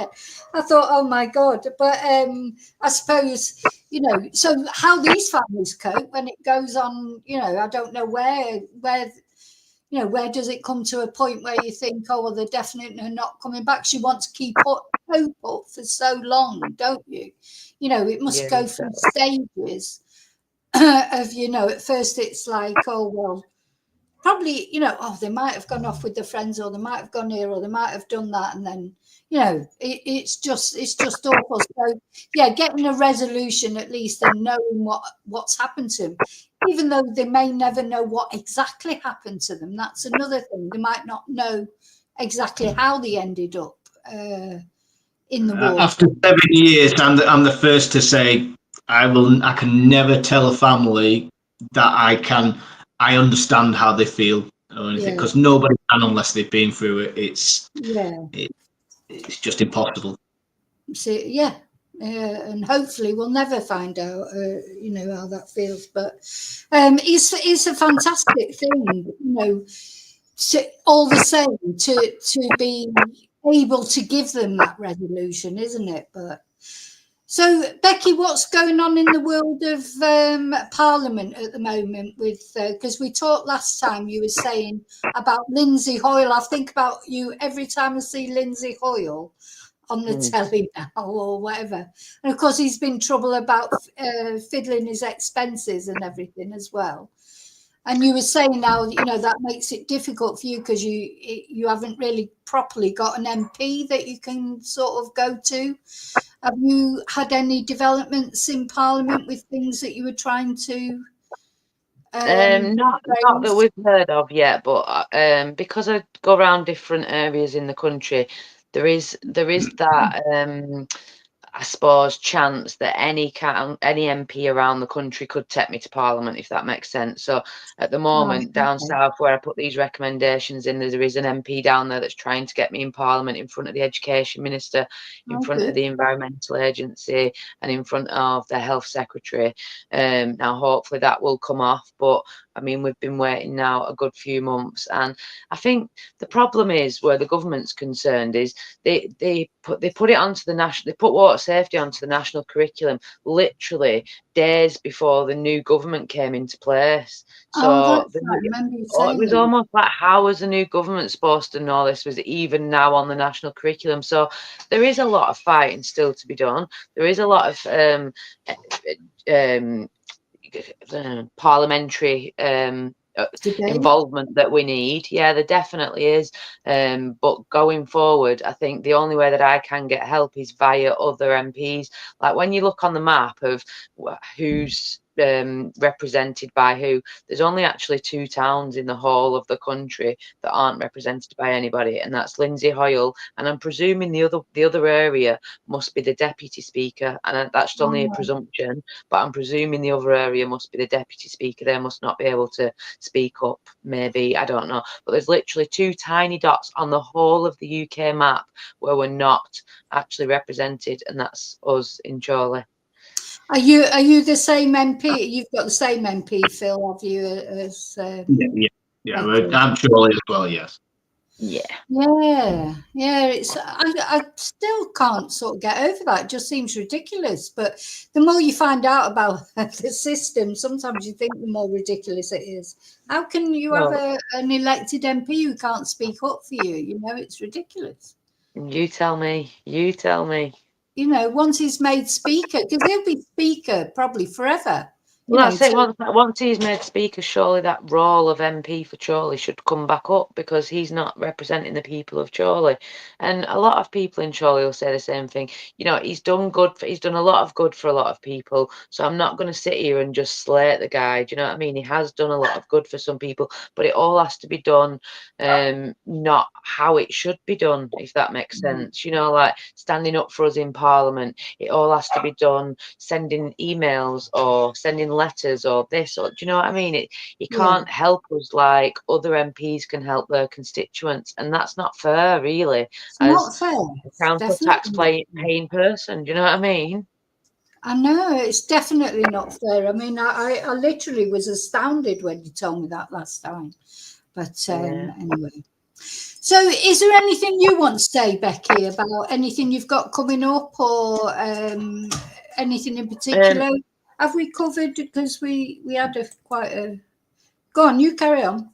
I was just going to say, if anybody out there has any buildings, monuments, or are able to light anything up of any colour, please could you consider lighting your building, your business, your cafe, I don't care what it is, please could you consider lighting it up blue on the 25th of July for World Drowning 20, Prevention Day.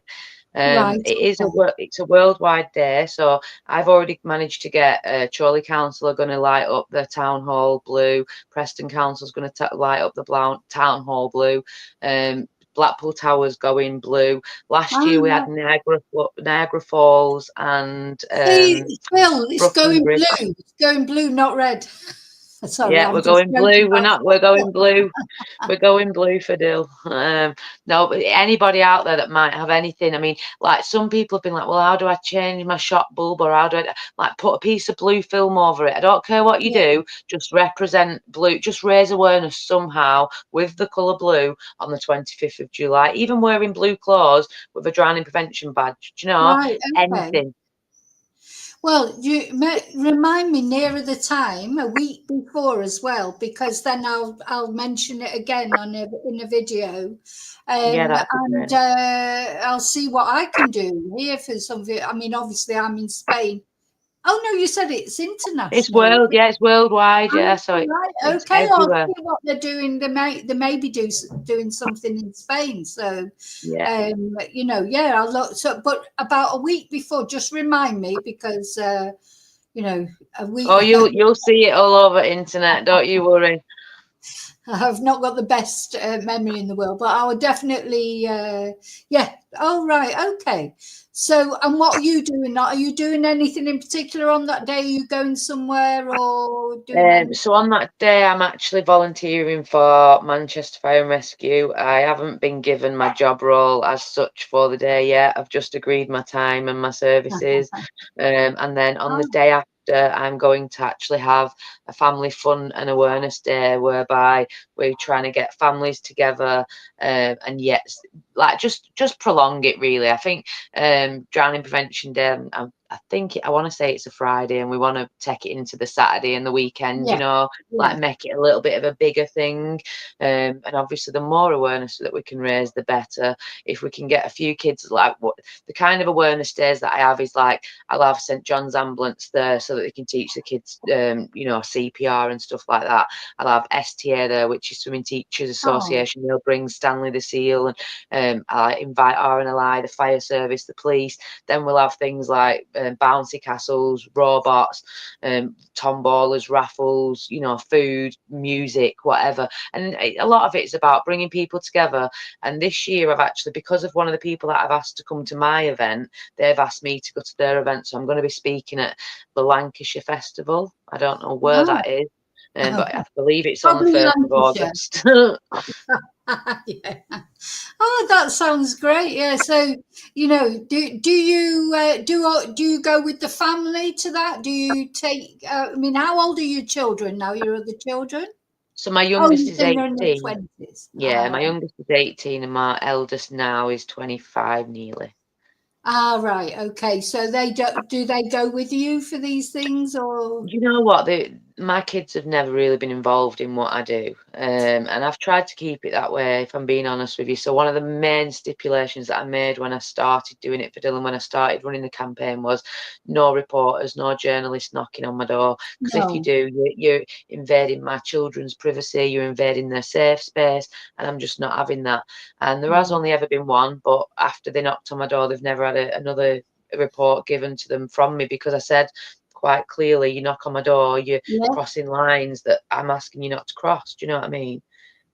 Oh yeah, they shouldn't come knocking on your door. I mean, haven't heard of WhatsApp or whatever. Just, you know what I mean? It's like, it's just totally unnecessary, isn't it? Yeah, they don't seem to care. But like I said, the kids, they're not. When my little girl was little, she really, really wanted to do everything water safety. She thought she could take over doing it for Dylan. It was a great career choice in life and all the rest of it. And then as she's got older, she's realised, actually, Mum, you took a bit for a mug, aren't you? Like, a lot of people take the pee out of you, and I don't want that job role anymore. So yeah, I think she's got her head screwed on, bless her. Oh, bless her. And what about you, Phil? Is there anything in particular you want to say? Anything you've got coming up, or you want to talk about? He'll no doubt be getting sorry, go on. I'm going to say no doubt be getting dragged to World Drowning Prevention Day with me, whatever it is that I'm up to. We'll be there. I think we were in Wellingborough last year, weren't we? We were. We did Wellingborough last year. Me and Phil go back a long time. We've done so much together, and we've bounced off each other, like, because we're different. We do different things, but we believe in each other's causes, and I think that makes a massive difference. So yeah, I mean, we've had some ups and downs, haven't we, Phil? Oh, do tell. The downs have just been mainly when I've been drunk and have fallen over in the street. This weekend I'm at the Emergency UK Robotics show in Manchester. It's actually in Manchester Fire and Rescue Training Centre. So if anyone's in that area and they want to come along and see the aqua and see the robotics and see things that are going on, there's lots going on. That's where I'm going to be this weekend. Can you have a little look if when you go to the training centre, see if it's still doing it for Dylan where the water bit is? I shall have a look for you. Thank you. And apart from that, it's just saying with the summer coming up, but all year round really, it's just be careful around water. So if you're near water, keep your dog on a lead, because it doesn't take much to go in. Be careful near the banks, because with cold water shock, it happens just instantly. And then especially if you've got a heart condition or anything like that, cold water shock, because it increases your heart rate and your blood pressure. It can cause heart, cardiac arrest things. And then even if you do acclimatise and you go and enjoying water, wear a PFD or a life jacket, because then you get your cold water incapacitation, and that can happen 5 to 20 minutes later.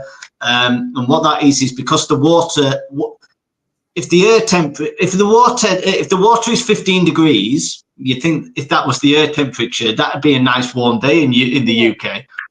But water temperature 15 degrees is dangerous, because water will take away your body heat 25 times quicker than air does.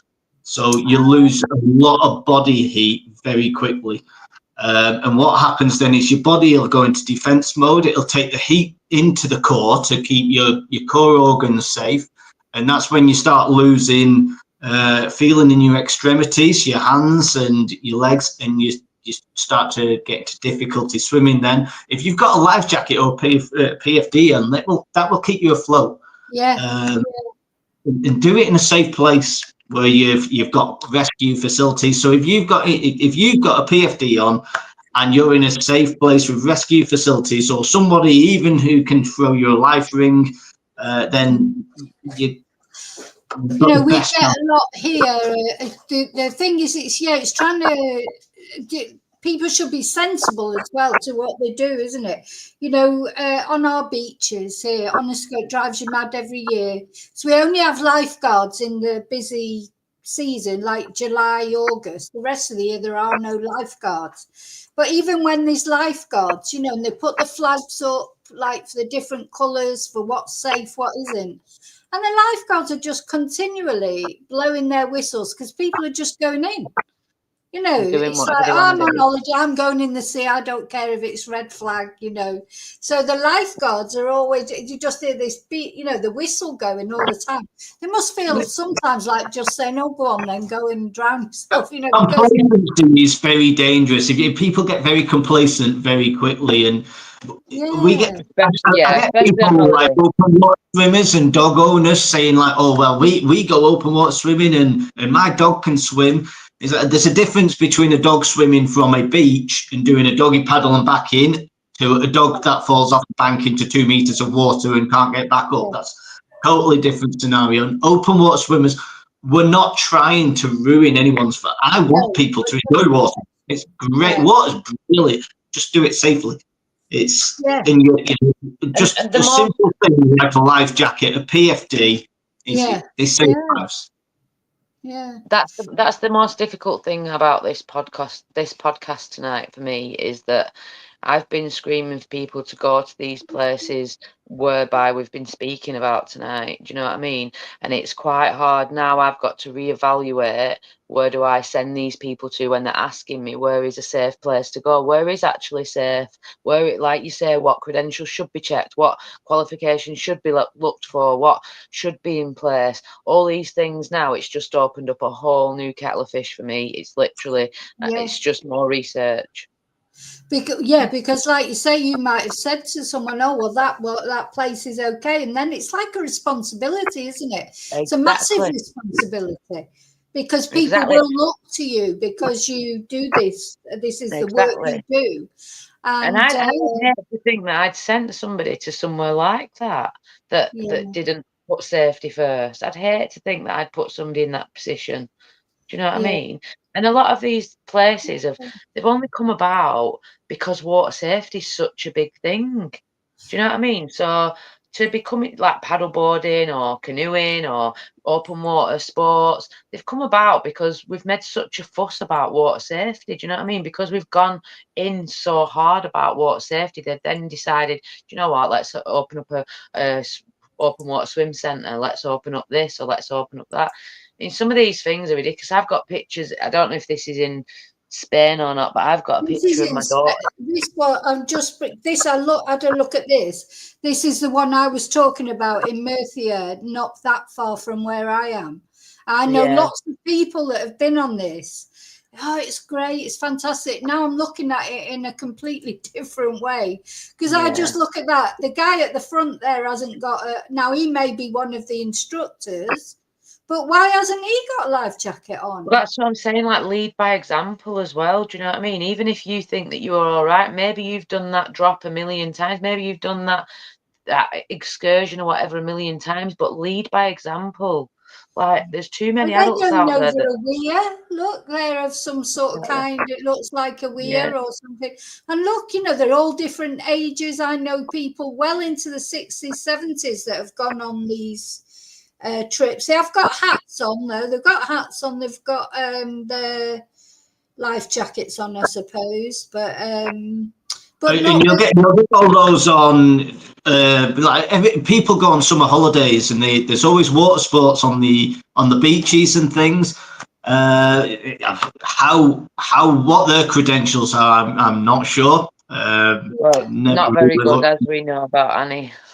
Yeah, because and you know, as I say, health and safety in Spain is not like brilliant either. Just in general, you know, I'd say it was a lot worse because it's a sort of standing joke that we have that, like, you know, in Britain sometimes you think there's too many regulations for some things. In Spain, it's just no regulations whatsoever. It's just like total other extreme. It's just like, oh well, you know, just hope for the best. You want to see like the fireworks displays and the fiestas and things. It's just ridiculous. The lack of safety precautions besides sort of water things, but hopefully giving people some knowledge and some advice, they can make the decisions themselves then. So that if they go somewhere and they're not comfortable, there's a water activity on a river and they think it should be on a lake. Don't get complacent. Always think and risk assess. The first thing is, wherever you go near water, have a look and say, what are the dangers? And how am I getting in? How am I getting out? Yeah. And the life jacket's important, isn't it? Because, of course, on the beach, they have the banana boats and this, that, and the other. And, there's normally alcohol involved as well with people. You know, obviously, they're on holiday, they're on the beach, they've had a few cocktails, they're having a great time. Oh, yeah, I'm going on the banana boat, you know, or I'm going to swim, even though it's red flag. I mean, they're the worst. I just, honestly, when I see them doing that, and these poor lifeguards are having to drag them back in all the time. And they're the ones that will have to save their lives if they do end up. Every year, there's drownings on the beaches. Some beaches are notorious for drownings. But the trouble is when people are on holiday, they don't know that beach that they're on, that all looks lovely, Mediterranean Sea, nice and calm. There's one beach not far from me. It is every year, at least 3 or 4 people get drowned there. And it looks as calm as anything, but it's the undercurrent. Now, I know that it's a notorious beach. I wouldn't go near it. And I tell, obviously, everyone who comes out. But when you're on holiday, you don't know all these things that are going on. It's just like, oh, that looks nice. So, you know, but they don't know the history of places. You know, it's same anywhere. If I went to, you know, Chorley or anywhere else, I wouldn't know the history of places where people maybe had, you know, died or whatever. You don't know. It's like Cornwall. A lot of the people in Cornwall, because it's such a picturesque town, county, whatever, you know, people come from all over the country, and most of the people that drowned down in Cornwall never came from Cornwall. Do you know what I mean? They didn't know the conditions. They've not grew up around there. They've not been told about the tide times and, you know, stuff like that. It's just, it's crazy. It's crazy that people. Tide times is a big one.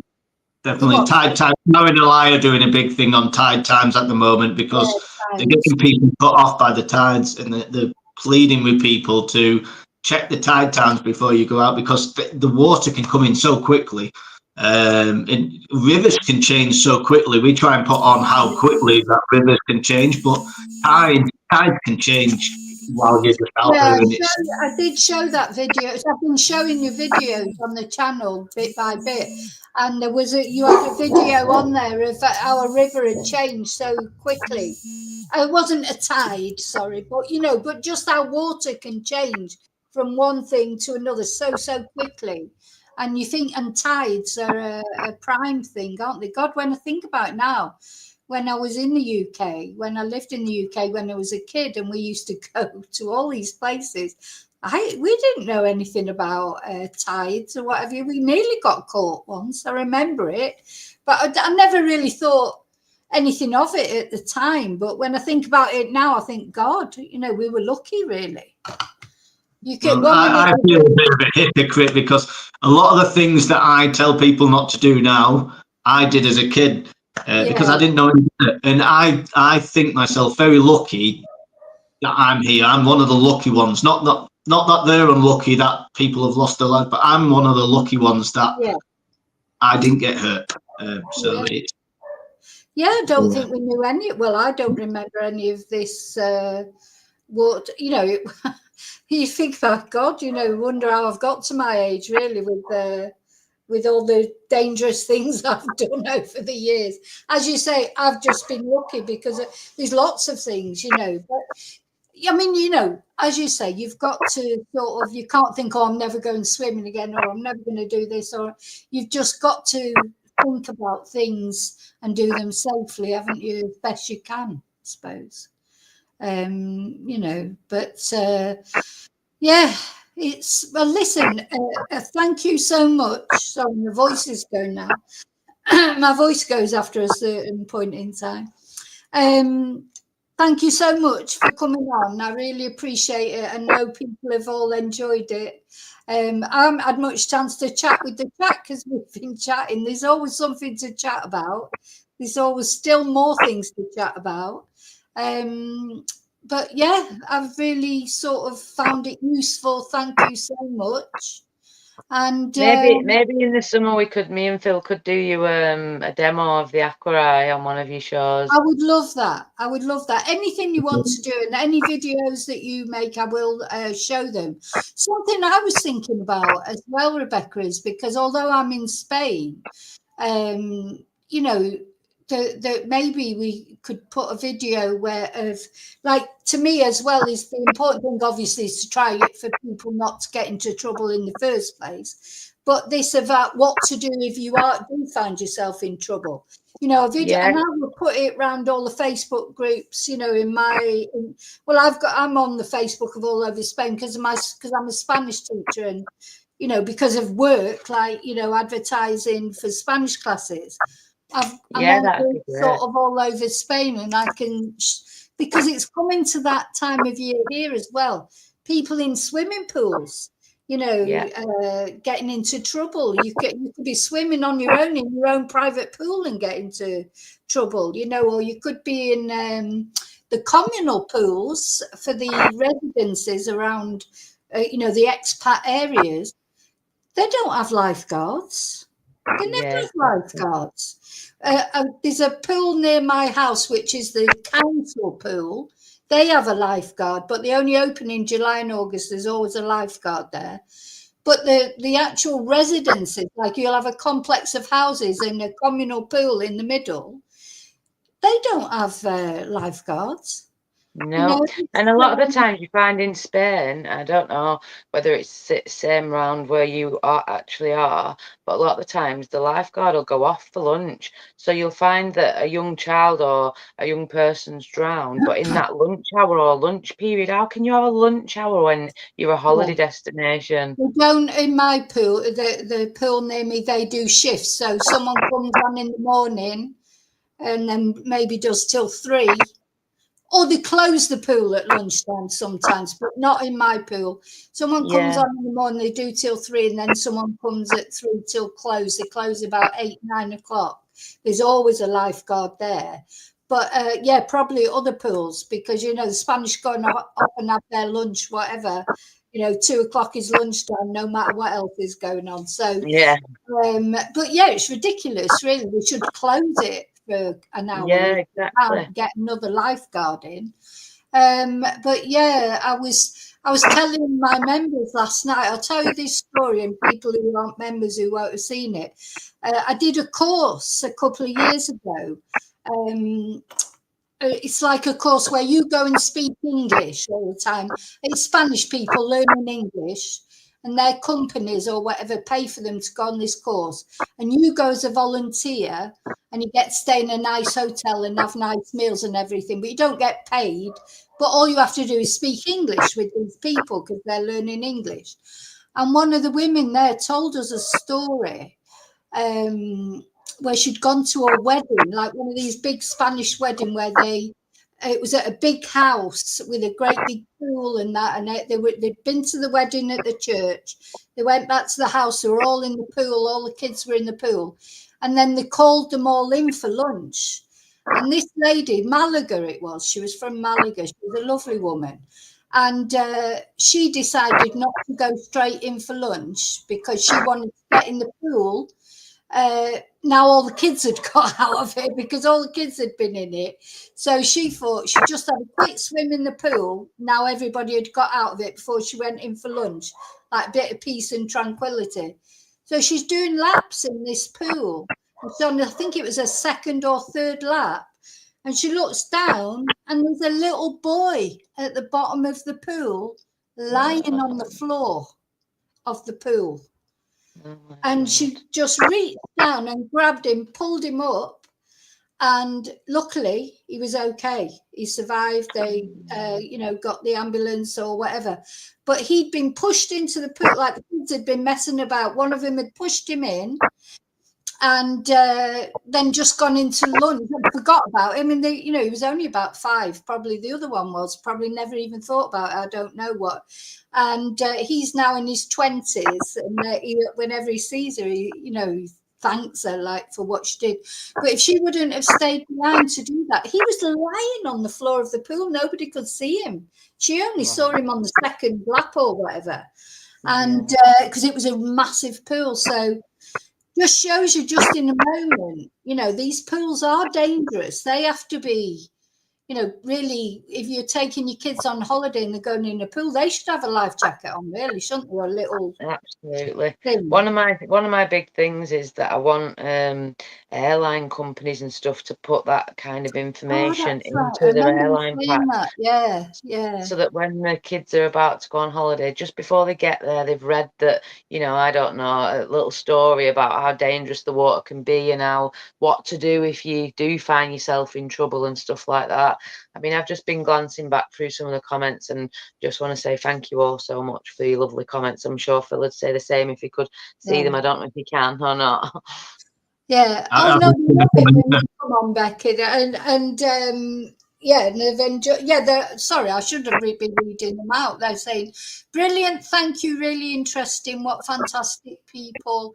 I could go right back through all the comments, but yeah, it's interesting. And also then they're going to be talking to sort of the young people in their families or whatever about it.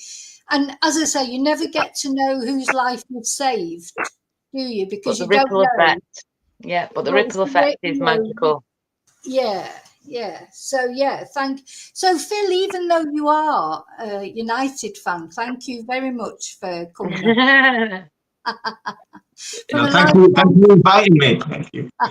Now I'll make sure I look through all the comments and have a look at that. Yeah, they'll still be there. So. Oh, someone sent me a private. Hang on a minute. It was me. I think I've put it on. I think I put it in a private chat instead of into the chat. I don't know if I can I put that on the. I don't think can I. I don't know how to put that in the. Yeah, it came through on the private all chat. I said, guys, was thank you all for your lovely comments. Yeah. Oh, there you go. You get that's the dog that I might have to rescue one day from the city. No, not her. It's not her. It's the little ones that they like this swimming.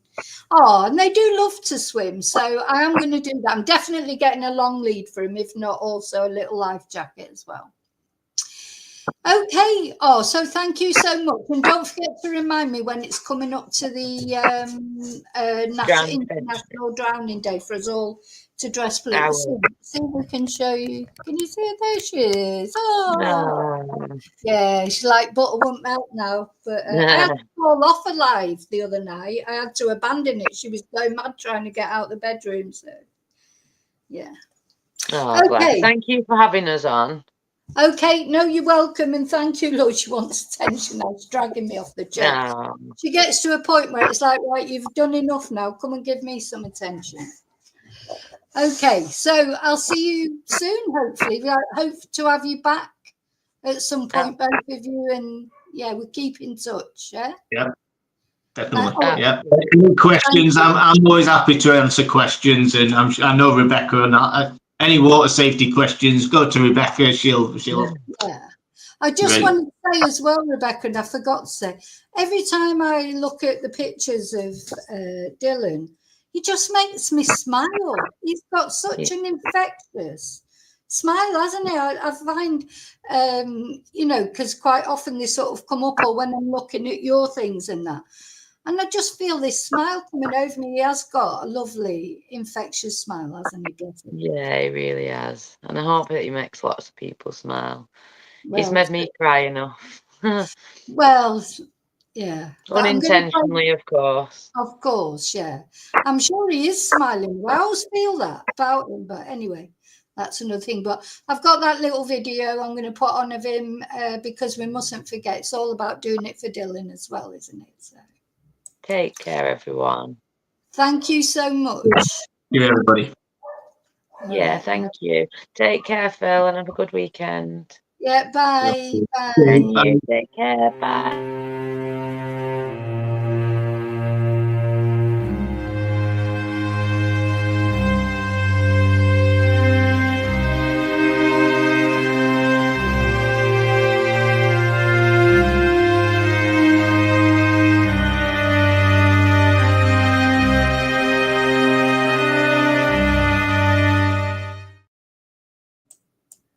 Oh, I forgot to end the stream.